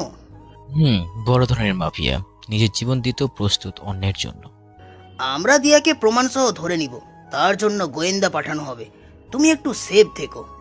তা কখনোই সম্ভব না। কেন? সময় তা বুঝিয়ে দেবে। দিয়ার পিছন ছেড়ে দে। কিন্তু উপর থেকে অর্ডার আসছে এসব নাকি দিয়ার কাণ্ড। ভার্সিটিতে মেয়েরা আত্মহত্যা কেন করছে, অনেক ব্যবসায়ী মামলাও করেছে ওর নামে। প্রমাণের অভাবে ওকে ধরা সম্ভব হচ্ছে না। এর পিছনে অন্য কারো হাত আছে। দিয়ার এসবে কিছুই করে না। আমার উপর সবটা ছেড়ে দিতে পারো। ওকে, তাহলে আমি অপেক্ষায় থাকলাম আসল ঘটনা জানার। হাঁ করে আছো কেন? নর্মাল একটা ছেলে এমন কাজ করতে পারে কখনো? আমারও না বিশ্বাস হচ্ছে না, কোনো একটা ঘাপলা আছে। পুলিশ অফিসার ওকে বা কেন ধরে নিয়ে গেল? থানায় যেতে হবে ওকে ছাড়াতে। চলো। দিয়া হিমেল উঠে দাঁড়াবে তখনই পুলিশ জিপটা এসে ভার্সিটির গেটে থামলো। কাব্যকে নামিয়ে দিয়ে চলে গেল। হিমেল দিয়া হাঁ করে দুজনের দিকে তাকাতাকি করছে। কাব্য সোজা গেট দিয়ে প্রিন্সিপাল স্যারের রুমের দিকে চলে গেল। সাইরা, ঈশানী, মাইশা পিছু পিছু গেল। পুলিশ নিয়ে গেল আবার দিয়েও গেল, ব্যাপারটা? প্রিন্সিপাল স্যার হয়তো ফোন করেছিল। কাব্য তো প্রিন্সিপাল স্যারের রুমের দিকেই গেল। হ্যাঁ। দিয়া হিমেল কথা বলছিল, হঠাৎ করে ভার্সিটির ক্যাম্পাসে 8টা মোটরসাইকেল 12টা কার ঢুকলো। হিমেল দিয়া হাঁ হয়ে পড়ল। স্যার আসবো? হ্যাঁ এসো। কাব্য ভিতরে ঢুকে মাথা নিচু করে শান্তভাবে দাঁড়িয়ে আছে। তোমাকে তো দেখে মনে হয় ভদ্র ঘরের সন্তান, তাহলে প্রকাশ্যে কেন আত্মহত্যা করতে চাও? শান্ত গলায়। আমি তো কিছুই করতে যাইনি স্যার। আমি তো বকুল গাছের তলায় বসেছিলাম, তারপরে যা কাণ্ড। দেখো, তুমি মিথ্যা বললে আর বিশ্বাস করব তা নয়, প্রমাণ তো দেখলাম নিজ চোখে। তোমাকে আমি... এই রে, স্যার তো দিল ছেলেটাকে টিসি। কি হবে ওর ভবিষ্যৎ? হ্যাঁ রে, অনেক বড় অন্যায় হয়ে গেল না? আরে চুপ চুপ, স্যার কি বলে শুনতে দে। দিয়া আর হিমেলের সামনে ও লোকজন আহত অবস্থায় পড়ল। সবার শরীর দিয়ে রক্ত ঝরছে। এই তোদের এই অবস্থা কে করলো? হিমেল, অ্যাম্বুলেন্স খবর দাও, ওদের হাসপাতালে নিতে হবে। হিমেল ফোনটা বের করতেই গাড়ি দরজা খুলে প্যান্ট স্যুট পরা একটা ছেলে নামলো। পাশে পিছে দাঁড়িয়ে আছে গার্ড পিস্তল হাতে। দিয়া আর হিমেল চোখ বড় বড় করে ফেলে। প্লিজ স্যার, আমাকে টিসি দিয়ে বের করে দেবেন না। আমার সব স্বপ্ন নষ্ট হয়ে যাবে। কাঁদো গলায় প্রিন্সিপালের পা ধরতে গেল। কি করছো এই বোকা ছেলে? উঠো উঠো, তোমাকে এবারের মতো মাফ করলাম পুলিশ অফিসারের কথায়। আর জানো, ভুল না হয়। ধন্যবাদ স্যার। কাব্য পিছন ঘুরেই মুচকি হাসি দিয়ে রুম থেকে বের হয়ে গেল। কত বড় শয়তান দেখলে, মুচকি হাসি দিল। আরে ওর হয়তো সমস্যা আছে হাসি নিয়ে, তাই এভাবে হাসে। চুপ কর তো। পুলিশ অফিসার ওর হয়ে কেন স্যারের কাছে বলল? দেখ, ও হাত পা জড়িয়ে ধরে কান্নাকাটি করছে। তাই হয়তো বলছে। ও পুলিশ অফিসারকে কই পাবে? তুই চলে আসার পর তো পুলিশ এসে ওকে নিয়ে যায়। এত কিছু হলো আমি আসার পর। আজগর তুই? হ্যাঁ আমি। কি ভাবছিস এত সহজে তোদের ছেড়ে দেব? তুই কিন্তু আবার ভুল করছিস। একবার ন্যাড়া করে বিড়াল বানিয়ে ভার্সিটি থেকে বের করে দিয়েছি, আবার এসছিস? এবার তোকে ন্যাড়া না, সোজা উপরে পাঠিয়ে দেব। হা হা হা। তোকে? পিস্তল বের করে ধরল, সাথে সাথেই আজগরের লোকজন পিস্তল ওঠালো। কুল কুল, এত তাড়া কিসের? এই আশকর এখন আর বিড়াল নেই, বাঘ হয়ে গিয়েছে। তোদের আমি তিলে তিলে মারবো। আমার অপমানের প্রতিটা জবাব তোদের থেকে নিব। হিমেল আর দিয়ার কাছ থেকে পিস্তল কেড়ে নিল। শোন, যদি মরতে না চাস তাহলে এই ভার্সিটিতে আমি যা বলবো তাই আমার কথাই সব চলবে। আমরা থাকতে তুই কখনো এসব করতে পারবি না। তাহলে তোদের অবস্থা তেমনটাই করব। কাব্য প্রিন্সিপালের রুম থেকে বেরিয়ে মাথা নিচু করে সোজা হেঁটে আসছে। কাব্য মাঝখান দিয়ে যাওয়ার সময় আজগরের সাথে ধাক্কা লাগে। আজগর কাপের কলার চিপে ধরে। কিরে চান্দু, আমার ভার্সিটিতে আমাকে সালাম না জানিয়ে ধাক্কা মেরে চলে যাচ্ছিস? বস, অনেক দিন রক্ত দেখি না, আজ এদের দিয়ে রক্ত দেখার স্বাদ মেটাবো। সবাই হেসে দিল। কাব্য আরাফতের দিকে তাকালো। আজগর, ওকে যেতে দে, ও নতুন এখানে। বস, আগে আমরা প্রথম শুরু করি। আজগর তুই কিন্তু বেশি বেশি করছিস। চোপ, এই আশকর কি করতে পারে শুধু দেখবি। ভাইয়া ভাইয়া, আমার ভুল হয়ে গেছে, এবারের মতো আমাকে ছেড়ে দিন। আমি আপনাকে চিনতে পারিনি। চান্দু কি বলে দেখছিস? হা হা হা। ভাইয়া, তোমার ভুলটা এখন সংশোধন করে দিব। কাব্যকে ধাক্কা মেরে ফেলে দিল। এর ভিতরেই ক্যাম্পাসে পুলিশের গাড়ি ঢুকে গেল। সবাই অবাক হয়ে গেল। ঈশানী, সায়রা, মাইশা দৌড়ে চলে আসলো। কি হচ্ছে এখানে? কি নতুন অফিসার নাকি? তা আমি কে জেনে বসে আছিস তো? তুই কে তা আমার দেখার বিষয় না। এই সব কটাকে জিপে তোলো, থানায় গেলেই বুঝবি আমি কে। সবার কাছ থেকে পিস্তল কেড়ে নিয়ে গাড়িতে উঠিয়ে থানায় নিয়ে গেল। হিমেল কাব্যকে ধরে তুলল। দিয়া অ্যাম্বুলেন্সে খবর দিয়ে সবাইকে হাসপাতালে পাঠালো। তুই আসলেই একটা গাধা। ওরা কারা চিনিস? তোকে কে এখান থেকে যেতে বলেছে? কাব্য মাথা নিচু করে দাঁড়িয়ে আছে। ওদের দেখলে আর কখনো ওদের সামনে আসবি না। আপু, কি হবে এখন ক্যাম্পাসে? তোমাদের থেকে তো ওরা এখন বেশি শক্তিশালী। যা করার আমি করব, আর এই ক্যাম্পাসে অশান্তি ফিরে আসতে দেব না। কাব্য ওখান থেকে চলে গেল। রিয়াদ সবাইকে লকআপে ঢোকাতে বলল। ঠিক তখনই রিয়াদের ফোন আসলো। স্যার, আসসালামু আলাইকুম। ফোন কেটে দিয়ে, কি রে অফিসার, বলছিলাম তোকে আমি ইচ্ছা করে তোকে এখানেই। তোকে পরে দেখে নিব। এই আশকর সেই সুযোগটা কখনো দেবে না তোকে। এই চল সব। সবাই চলে গেল। রিয়াদ মোচের তলে সুন্দর একটা হাসি দিল। বিকেল টাইমে কাপড় রাস্তা দিয়ে যাচ্ছিল। ঠিক তখনই তাসনিয়া আর ওর বাবা আরশাদ খান এসে সামনে দাঁড়ায়। কাব্য ভাইয়া, সরি, আসলে তখন ডেডিকে অপমান করার জেদটা মাথায় চেপে গিয়েছিল। কী জন্য করেছিলেন আমি জানতাম না।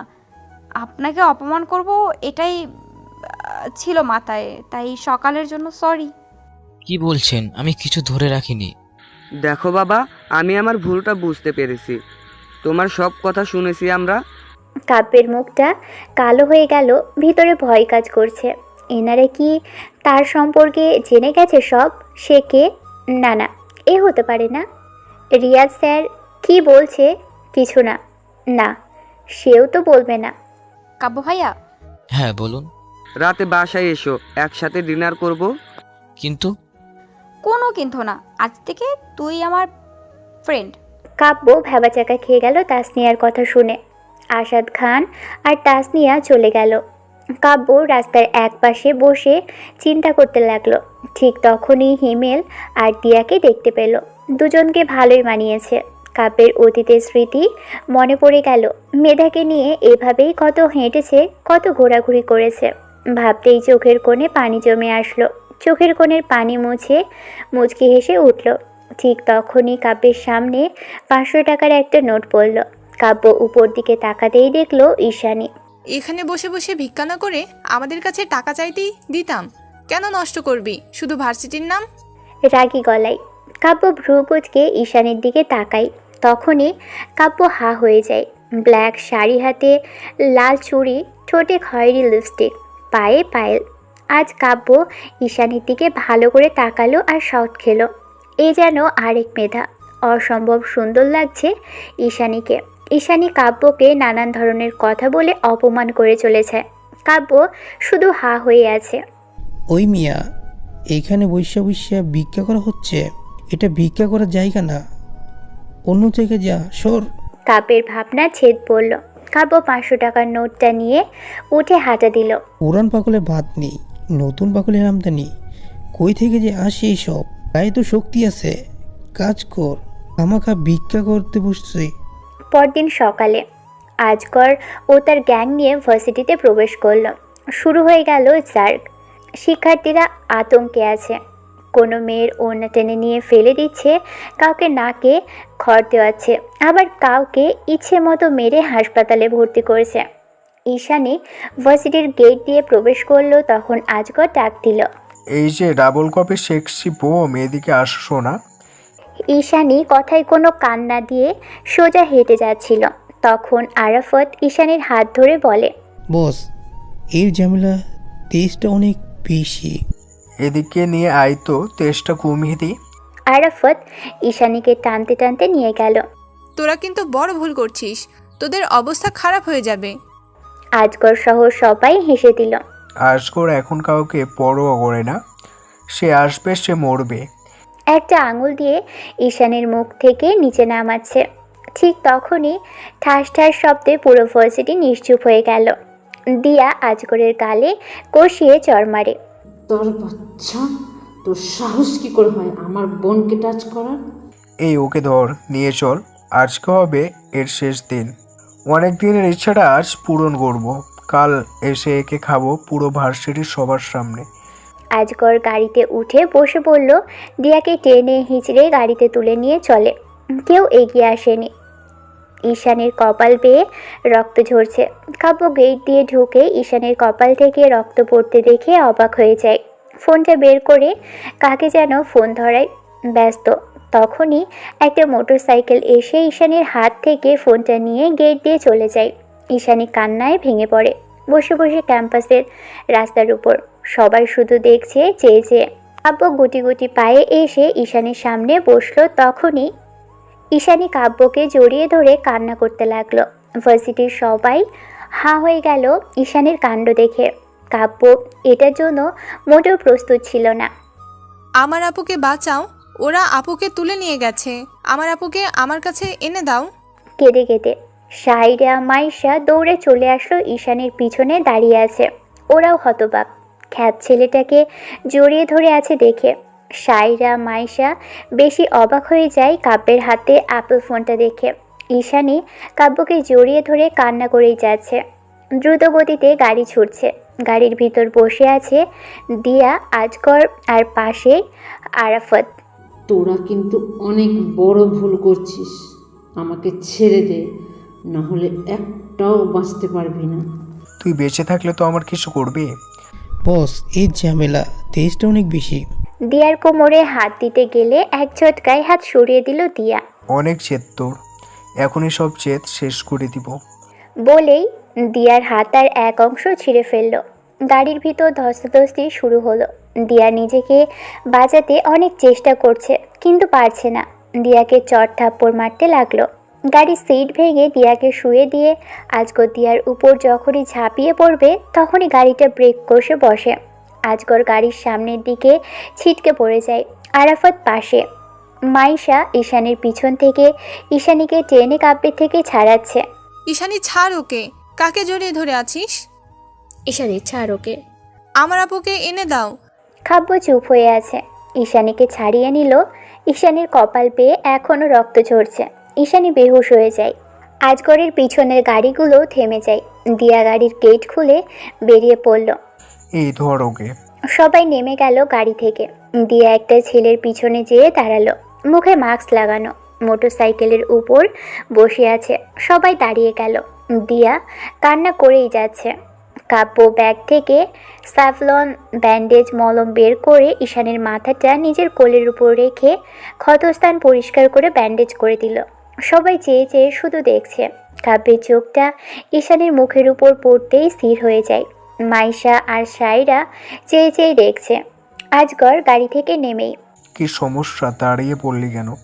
যা ধরে নিয়ে আয়। বস, এটা আবার কোনো হিরো?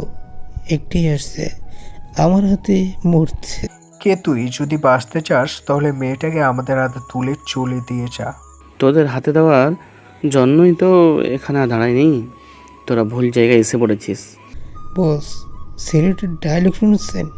সবাই হো হো করে হেসে দিল। Guys attack. সবাই মাহমুদের দিকে তেড়ে গেল। দিয়া আরও বেশি ভয় পেয়ে যায়। একটা ছেলে কিভাবে একে বাঁচাবে? ঈশানের ঘুমন্ত চেহারাটা একেবারে নিষ্পাপ শিশুর মতো লাগছে। কাপের চোখ পেয়ে এক ফোঁটা পানি এসে ঈশানের মুখের উপর পড়ল। সাথে সাথে অ্যাম্বুলেন্স চলে আসলো। সাথে ঈশানের বাবা কবির চৌধুরীও এসেছেন। ঈশানীকে ধরে অ্যাম্বুলেন্সে ওঠানো হলো। আমার মেয়ে ঠিক আছে তো? আঙ্কেল, ওকে নিয়ে হাসপাতালে চলুন, ব্যস্ত। মাইশা সাইরা অ্যাম্বুলেন্সে উঠে বসলো। অ্যাম্বুলেন্স চলে গেল ঈশানীকে নিয়ে।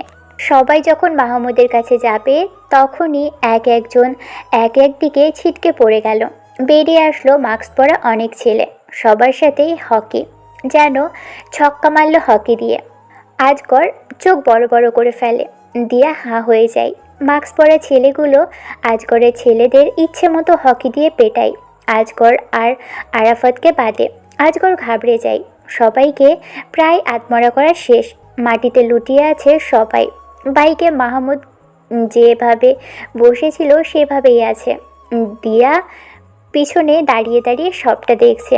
আজগর আর আরাফাত পিছন থেকে পালানোর চেষ্টা করে, কিন্তু ব্যর্থ হয়ে যায়। নীল রঙের একটা কার এসে ওদের সামনে দাঁড়ায়। দিয়া হাঁ হয়ে পড়ল। একজন ছেলে যেয়ে গাড়ি দরজা খুলে দিল। কবির চৌধুরী এদিকে পাগল হয়ে যায়। সব জায়গায় ফোন করছে, সবাই দেখছে বলছে। এতক্ষণে দিয়াকে খোঁজাখুঁজি শুরু হয়ে গেছে। ঈশানী হাসপাতালে। আজগর এক হাত পিছিয়ে সরে গেল। গাড়ি থেকে একটা ছেলে নামলো। দিয়া হাঁ হয়ে আছে, চোখে রাগের চিহ্ন। মুখে মাস্ক পরার কারণে চিনতে পারছে না কেউই। মাহমুদ বাইক থেকে নেমে সামনের দিকে এগোলো। গাড়ি থেকে কাব্য নামলো। কাব্য যেয়ে বাইকের উপর বসলো। তোমরা কারা? কাব্য মুখে আঙুল উঠিয়ে চুপ করতে বলে। দিয়া ভয় পেয়ে যায়। অফিসার, আমার মেয়ের কোনো খোঁজ পাইছেন? চিন্তাই খুব।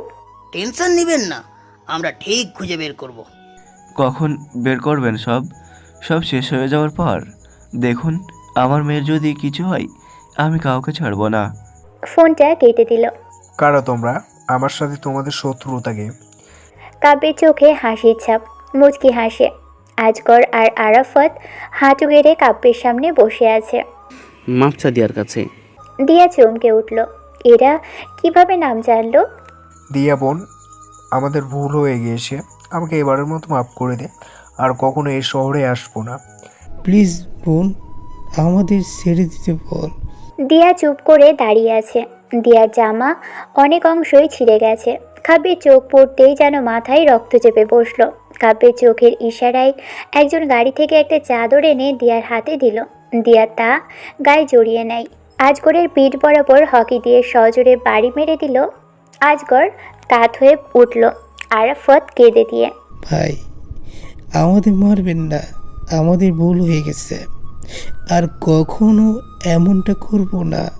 আজগরের মতো আরাফাতকে পিঠে বাড়ি মারল। দুজনেই মাটিতে লুটিয়ে পড়ল। গাড়ি থেকে একটা বক্স এনে কাব্যের কাছে দিল। কাব্য বক্সটা খুলে পেরেকার হাতুড়ি নিয়ে রাস্তার উপরেই আজগর আর আরাফাতের হাতে মেরে দিল। দুজনেই চিৎকার দিয়ে বেহুশ হয়ে গেল। দিয়া চোখ বন্ধ করে ফেলে। একটা গাড়ি এক দিকে চলে যায় মুহূর্তের ভিতরেই। কাব্য দিয়াকে গাড়িতে ওঠার ইশারা করতেই দিয়া গাড়িতে উঠে অবাকভাবে চেয়ে আছে। গাড়ি চলে গেল। একে একে সব চলে গেল। পড়ে থাকলো আজগর সহ ওর গ্যাংয়ের আত্মরা হয়ে থাকা লোক। কিছুক্ষণ পর অফিসার রিয়াদ এসে হাজির হলো। অ্যাম্বুলেন্স করে সবাইকে হাসপাতালে পাঠালো। দিয়ার গাড়িটা এসে হাসপাতালের সামনে দাঁড়ালো। দিয়া অবাক হয়ে গেল, এখানে কেন এসে দাঁড়ালো। দিয়া গাড়ি থেকে নামতেই গাড়িটা চোখের নিমেষেই আড়াল হয়ে গেল। দিয়ার বাবা দৌড়ে এসে, মামনি তুই ঠিক আছিস তো? ওরা কিছু করেনি তো? হ্যাঁ বাবা, আমি ঠিক আছি, কিন্তু ওরা কারা? কাদের কথা বলছিস? যারা বাঁচালো। আর এই শহরেরই বা ওরা কারা? আমরা তো আগে কখনো দেখিনি। বাবা তুমি এখানে কেন? ঈশানী এখানে। কি হয়েছে ও? কই ও? কেবিনেই আছে। দিয়া দৌড়ে কেবিনে চলে গেল। ঈশানীর জ্ঞান ফিরে গেছে। দিয়াকে দেখে ঈশানীর ভয়টা কেটে গেল। হাসপাতালের সামনে অ্যাম্বুলেন্সগুলো এসে থামলো। সাথে সাথে মিডিয়ার লোকজন এসে হাজির হয়ে গেল। ছবি তুলছে, নিউজ করছে। এমন দুর্ঘটনা কিভাবে হলো, এদের মারার পিছনে কাদের হাত আছে, কারা মারলো, কে আনলো এখানে। কিছুক্ষণের ভিতর পুলিশের জিপ এসে হাসপাতালের সামনে দাঁড়ায়। ঘিরে ধরে মিডিয়ার লোকজন। স্যার, এদের এভাবে কারা মারলো? তাদের বিরুদ্ধে আপনার পদক্ষেপটা কি? কে বা কারা আছে এর পিছনে আমরা জানতে পারিনি, তবে যারাই করুক না কেন উপযুক্ত শাস্তি ঠিকই পাবে তারা। আপনি কিভাবে খবর পেলেন এদের? নির্জন রাস্তা দিয়ে যাওয়ার পথে দেখি এরা রাস্তায় পড়ে আছে আহত অবস্থায়। কারা করলো এইসব কাউকেই দেখতে পাইনি। একের পর এক এমন দুর্ঘটনা ঘটে যাচ্ছে, আতঙ্কিত হচ্ছে শহরের মানুষগুলো। শহরে কি শান্তি ফিরে আসবে না? খুব শীঘ্রই আসবে। পিপিলিকার পাখা গজায় মরিবার তরে। রিয়াদ আর কিছু না বলে হাসপাতালের ভিতর ঢুকে পড়ে। আপু তুমি ঠিক আছো তো? আছি।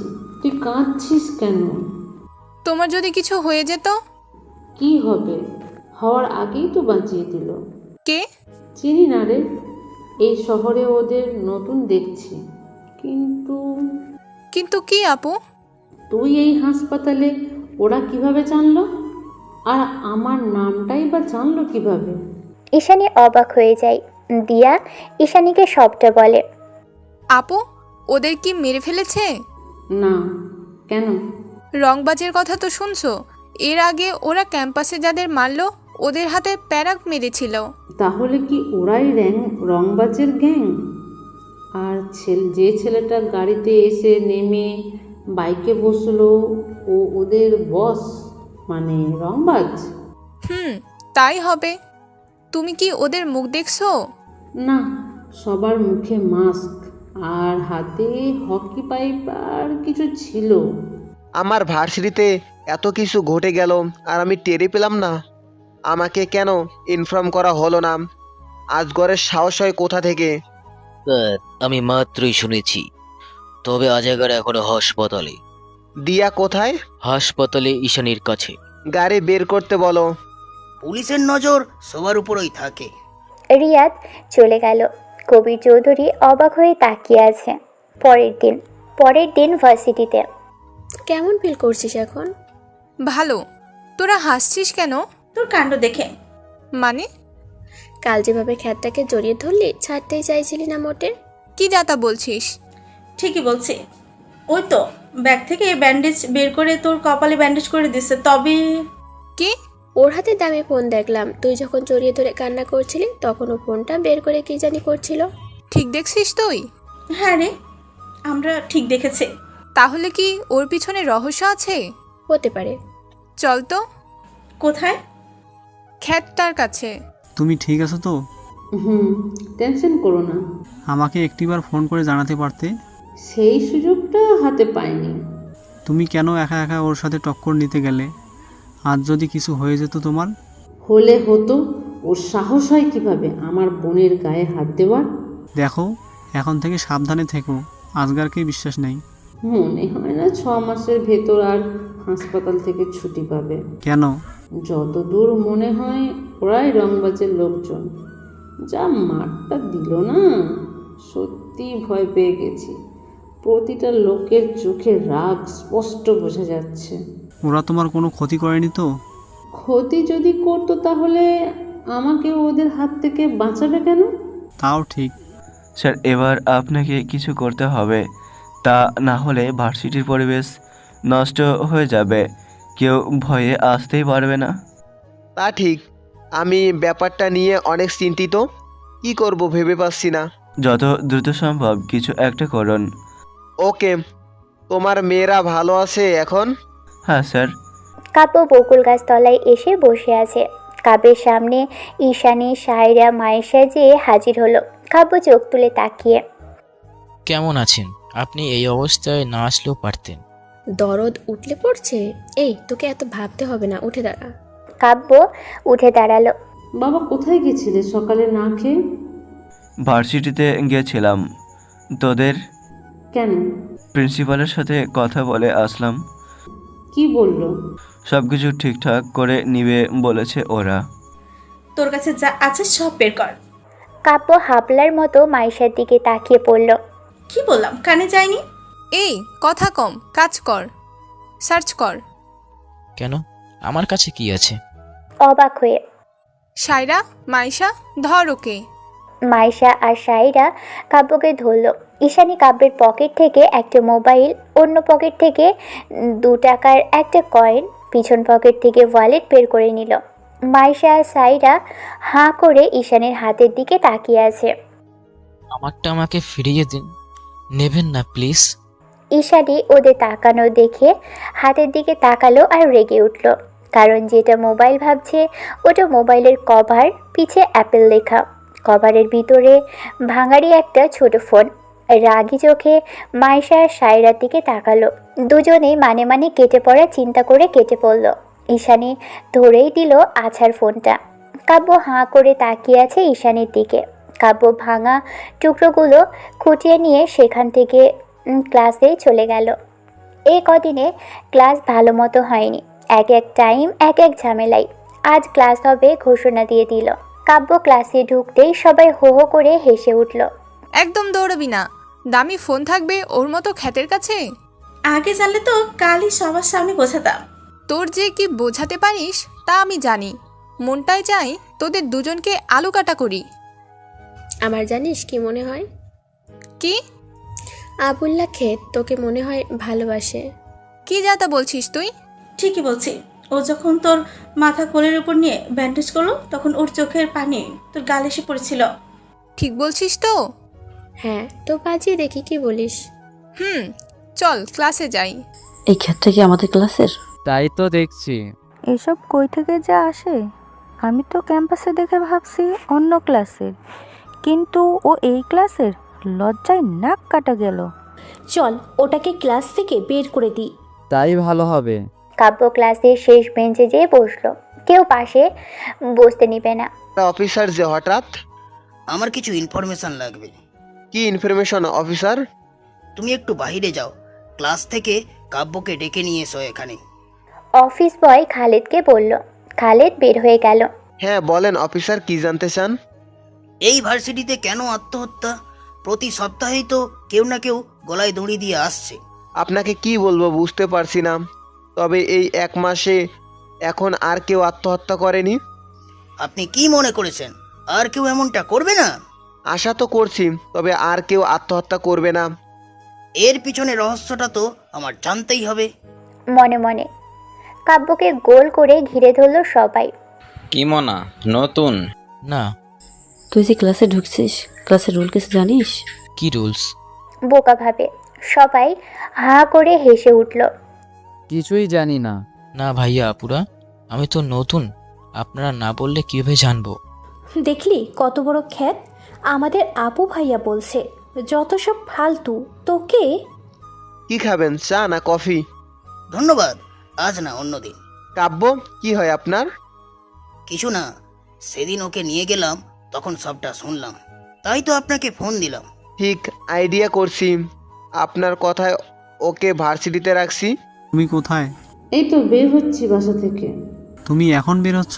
আমি সেই কবে। রাগী গলায়। রাগ করো না টিয়া, আমি এক্ষুনি চলে আসছি। তাড়াতাড়ি এসো, সাবধানে। ক্লাসের সামনে কান ধরে দাঁড়িয়ে থাকতে হবে, এক পা উঁচু করে। কাব্য সবার মুখের দিকে হাবলার মতো তাকিয়ে আছে। কি বলবো, কানে যায়নি? তোরা বসে আছিস কেন? কাব্যের কলার ধরে। কাব্য উঠে দাঁড়ায়। তানভীর কলার ছেড়ে দেয়। সবাই মজা নিচ্ছে। কাব্য মাথা নিচু করে যেই হাঁটা দিবে তখনই ঠাস ঠাস ঠাস শব্দ হলো। পুরো ক্লাস স্তব্ধ হয়ে গেল। অভিমান করে মুখটা ঘুরিয়ে রাখবে, তাকাবে না আমার দিকে। ভার্সিটিতে এসেই হিমেলের সামনে দাঁড়িয়ে। হিমেল চুপ। ইস, কত রং ঢং করে অভিমান করছে। হিমেলের পাশে বসে কাঁধে মাথা রেখে। হিমেল চুপ। এখন তো কথা বলো, একটু না হয় দেরি হয়েছে তাই বলে কথা বলবে না? এর থেকে ওই দিন আমার কিছু হয়ে গেলে খুব হতো, কারো রাগ দেখতে হতো না এভাবে। ঢং করে মুখ পাকিয়ে। চুপ। হ্যাঁ, তোর কিছু হলে ভালো হতো মানে? রেগে। এই তো কত সুন্দর লাগছে রাগে তোমাকে। দুগাল ধরে টান দিল। তুমি গাল টানলে কেন? তুমি তো আমার বাবু, তাই টেনেছি। হেসে দিয়ে। আমি বাবু তাই না তোমাকে? দিয়া উঠে দৌড় দিল। হিমেল পিছনে। কি ভাবিস নিজেকে তুই? হ্যাঁ, ক্লাসের লিডার হয়ে গেছিস? রাগে খুব। সরি। গালে হাত দিয়ে। তুই কি বলছিস? ক্লাসের রুলস আছে। এই, তোরা সব রুলস এখন আমার সামনে পালন করবি। যদি না করিস, তোদের একদিন কি আমার একদিন। ঈশানী, সরি, এবারের মতো ছেড়ে দে, একটু মজা করতে চেয়েছিলাম। খ্যাত আবুল্লা, দেখলেই মজা করতে মন চায়, অন্য কারোর সাথে কর, দেখি তোদের বুকে বল কত। ঈশানী, তুই এই আবুলের জন্য আমাদের সাথে এমন ব্যবহার করছিস কেন? কি হয় তোর? আর এর মতো ছেলের সাথে আমরা এক ক্লাসে থাকতে পারবো না। তোর বাপের টাকা আছে দেখে কি বিলাসিতা ভোগ করছিস, অহংকার দেখাচ্ছিস। ও তোর মতো মানুষ, শুধু পার্থক্য পোশাকে, পার্থক্য তোদের মতো নোংরা মনের, পার্থক্য তোরা বড়লোক ও মধ্যবিত্ত। ঈশানী। গালে হাত দিয়ে। কাব্য অবাক হয়ে তাকিয়ে দেখছে ঈশানীর ব্যবহারগুলো। হঠাৎ বা কি হলো তার জন্য এসব করছে? প্রথমেই ক্লাসে ঢুকে টিনার গালেই ছোট্ট বসায় ঈশানী। সাইরা মাইশা হাঁ করেছিল। এমন মজা তো সবাই করে থাকে, তাহলে আজ কি হলো? কি হয়েছে এখানে এত হট্টগোল কেন? হ্যাঁ, কিছু না খালেদ ভাই। যে যার জায়গায় যে বসো। এই ক্লাসে কাব্য নামে কেউ আছে? কেন খালিদ ভাই? অফিসার আছে, ডাকতে পাঠালো। কোনো ক্লাস বিভাগ কোনো কিছুই বলেনি, সব কটা ডিপার্টমেন্ট খুঁজে বেড়াচ্ছি। আমি কাব্য। হ্যাঁ স্যার। এই কি অবস্থা তোমার পোশাকের? আমি তো ভাবছিলাম কে না কে। ক্লাসের সবাই হেসে উঠলো। কাব্য মাথা নিচু করে ক্লাস থেকে বের হয়ে খালেদের পিছু পিছু হাঁটছে। দাঁড়াও বলছি। না পারলে ধরে দেখাও। ধরতে পারলে কি দিবা? আগে তো ধরো। উফ, মাগো, গেলাম রে। মাটিতে লুটিয়ে পড়ে। দিয়া পিছন ফিরে দৌড়ে এসে হিমেলকে ধরল। এই কি হয়েছে তোমার? এমন ভাবে পড়লে কেন? তুমি বুঝবে না। দিয়াকে জাপটে ধরল। কি হয়েছে আগে বলো, আর চাপটে ধরছো কেন? তুমি না বললেও তোমাকে ধরতে চাইতো ধরলাম। ও এই ভন্ডি। চোখ বড় বড় করে। আল্লাহ, কেন যে তোমাকে মেয়ে বানালো না, আর আমাকে কেন যে ছেলে বানালো না? হিমেল ভ্রুকুচকে তাকালো। কেন? মেয়েদের মতো তো ভালোই ঢং জানো। এই ঈশানী, অফিসারের কিছু হয় ছেলেটা? না, কেন? নিশ্চয় কিছু হয়, তা না হলে ওকে কেন ডাকবে? দেখতে আসছে হয়তো কোনো দুর্ঘটনা ঘটাইছে কিনা। মানে? তোরা জানিস না? না। সবাই অবাক হয়ে। সাইরা সবটা বলল। সবাই হাঁ করে আছে। স্যার আসবো? এসো। কাব্য পিছে পিছে ঢুকে পড়ল। মাথা নিচু করে দাঁড়িয়ে আছে। স্যার, ওকে একটু আমার সাথে নিয়ে যাচ্ছি, এসে ক্লাস করবে। ওকে কাব্য, অফিসার যা বলে শুনো। আমি যেন শুনি না তার কথার অবাধ্য হয়েছো। জি স্যার। স্যার, এমন ছেলেকে কেন ভর্তি নিলেন? এই ভার্সিটিতে সব মেধাবীরাই পড়াশোনা করে, নিশ্চয় জানো। কিন্তু স্যার, ওর যা পোশাকের অবস্থা, এইখানে তো আগে কাউকে খ্যাত পোশাকে দেখিনি। কাব্য মুচকি হেসে দিল। স্যার তাহলে উঠি? ওকে। পোশাকেই আসল খনি চেনা যায় না, সবসময় মাথায় রাখবে। খালিদের কানে কানে। স্যার ক্লাসে এসে ক্লাস নিচ্ছে। সবাই চুপ করে ক্লাস করছে। অনেক ঝামেলার পর আজ তোমাদের ক্লাসটা হচ্ছে। স্যার, এমন সমস্যা চলতে থাকলে তো আমাদের পড়াশোনার ক্ষতি হবে। আশা করি আর সমস্যা হবে না। এতদিন ধরে যখন সমস্যা অফ হয়ে গেছে, যদি আবার শুরু হয় বলা যাচ্ছে না। শোনো, তোমাদের সামনের মাসে সেমিস্টার ফাইনাল পরীক্ষা, ভালোভাবে প্রিপারেশন নাও। রিয়াদের সাথে কাব্য হেসে হেসে কথা বলছে, তা হিমেল আর দিয়া দেখে অবাক হলো। রিয়াদের জিপে উঠে ক্যাম্পাস থেকে চলে গেল। এই ছেলে অফিসারের সাথে এভাবে কথা বলে কোথায় গেল? আমরা তো ঠিকভাবে কথা বলতে পারি না। হ্যাঁ, তবে অফিসার নিজে এসে ওকে নিয়ে গেল। ভাবার বিষয়। চলো। আপনি এভাবে আসলে ওরা তো সব বুঝে যাবে। কেন আসছেন? তুমি এই শহরে কেন আসছো?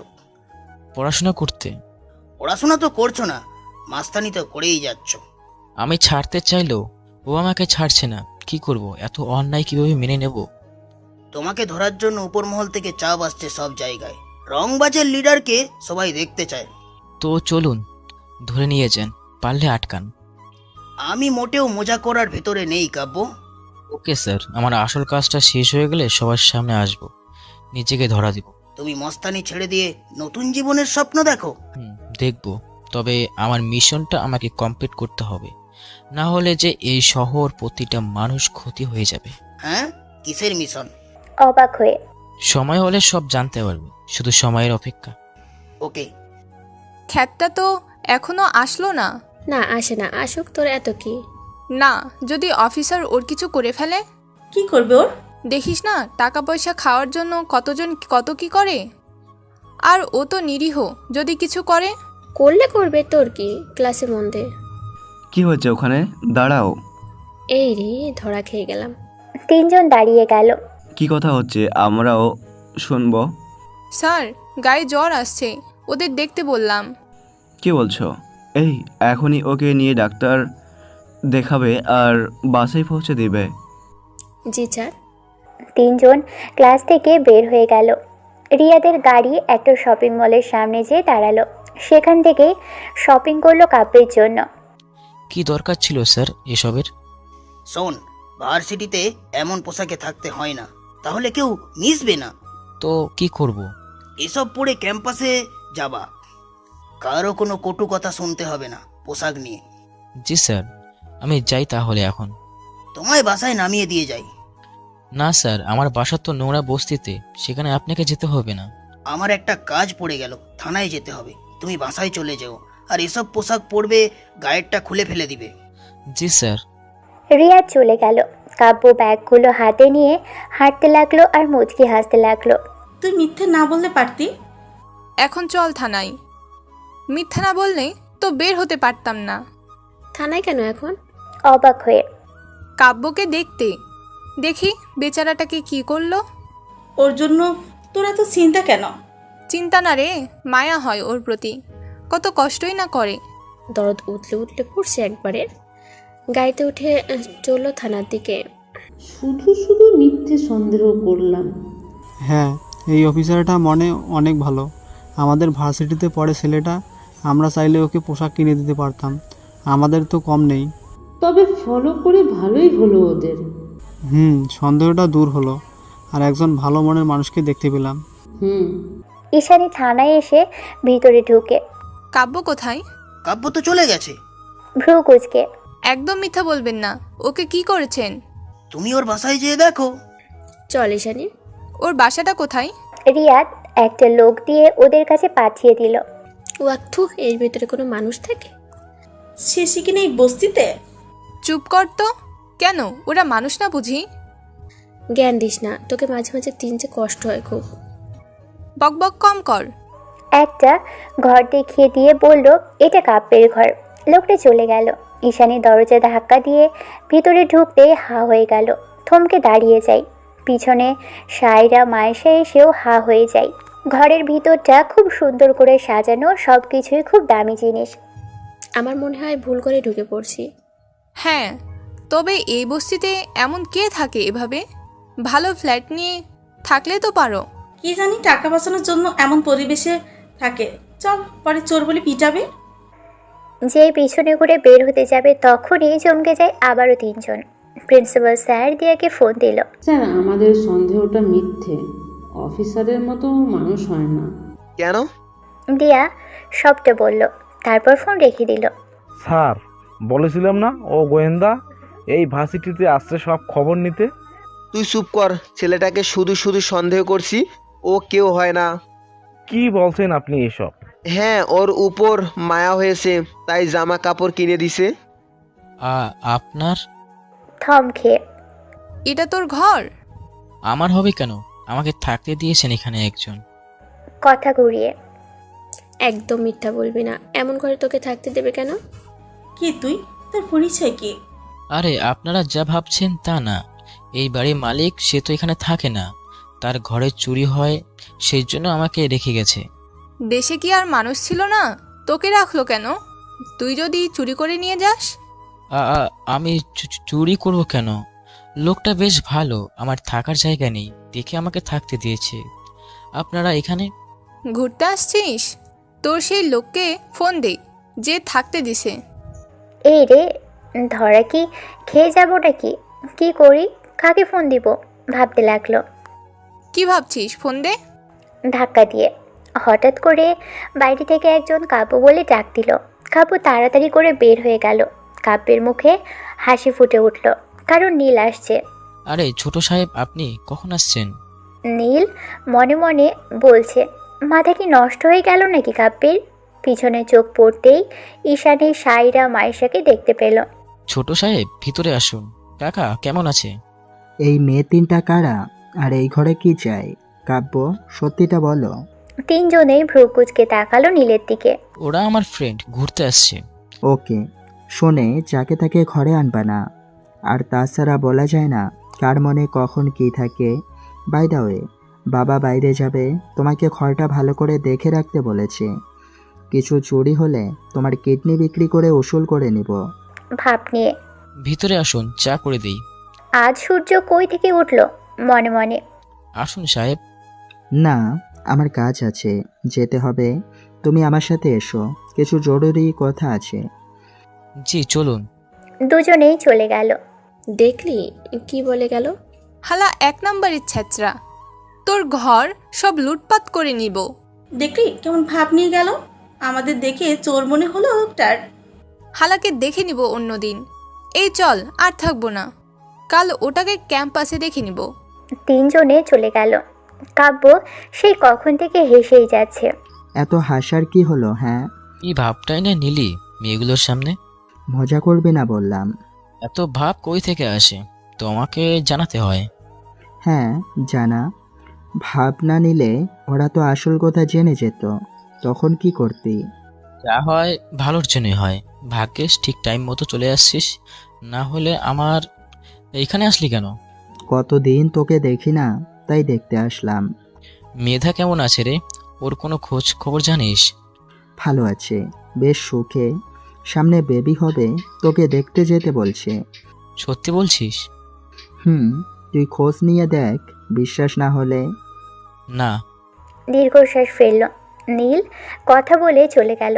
পরের দিন কাব্য ভার্সিটিতে ঢুকে সোজা ক্লাসে চলে গেল। আজকে তো কাব্যকে দেখলাম না, ও কি আসেনি? তুই যেখানে আমি সেখানে কিভাবে বলবো বল?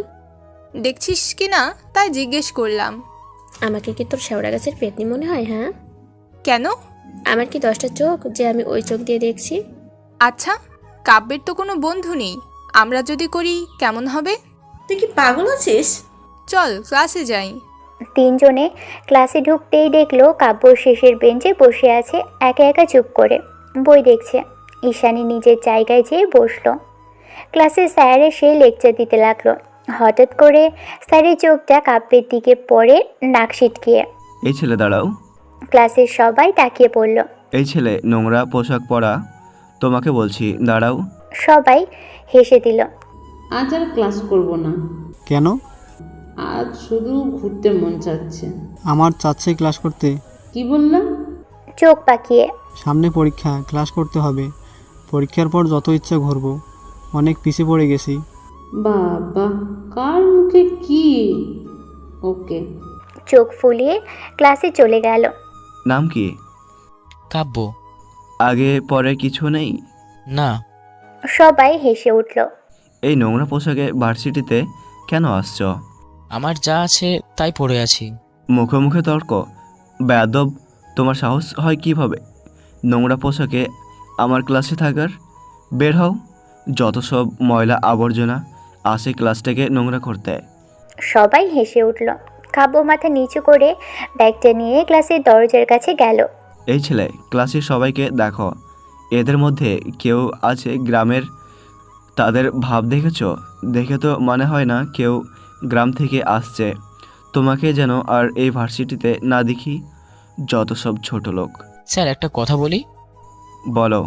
আমার কাছে যতটুকু আছে ততটুকু নিয়ে থাকতে চাই। আমার কাছে বেশি বিলাসিতা কোনো মূল্য নেই। সবাই চুপ হয়ে গেল। কি বলতে চাও? বলতে চাই, হ্যাঁ, আমি গ্রামের ছেলে,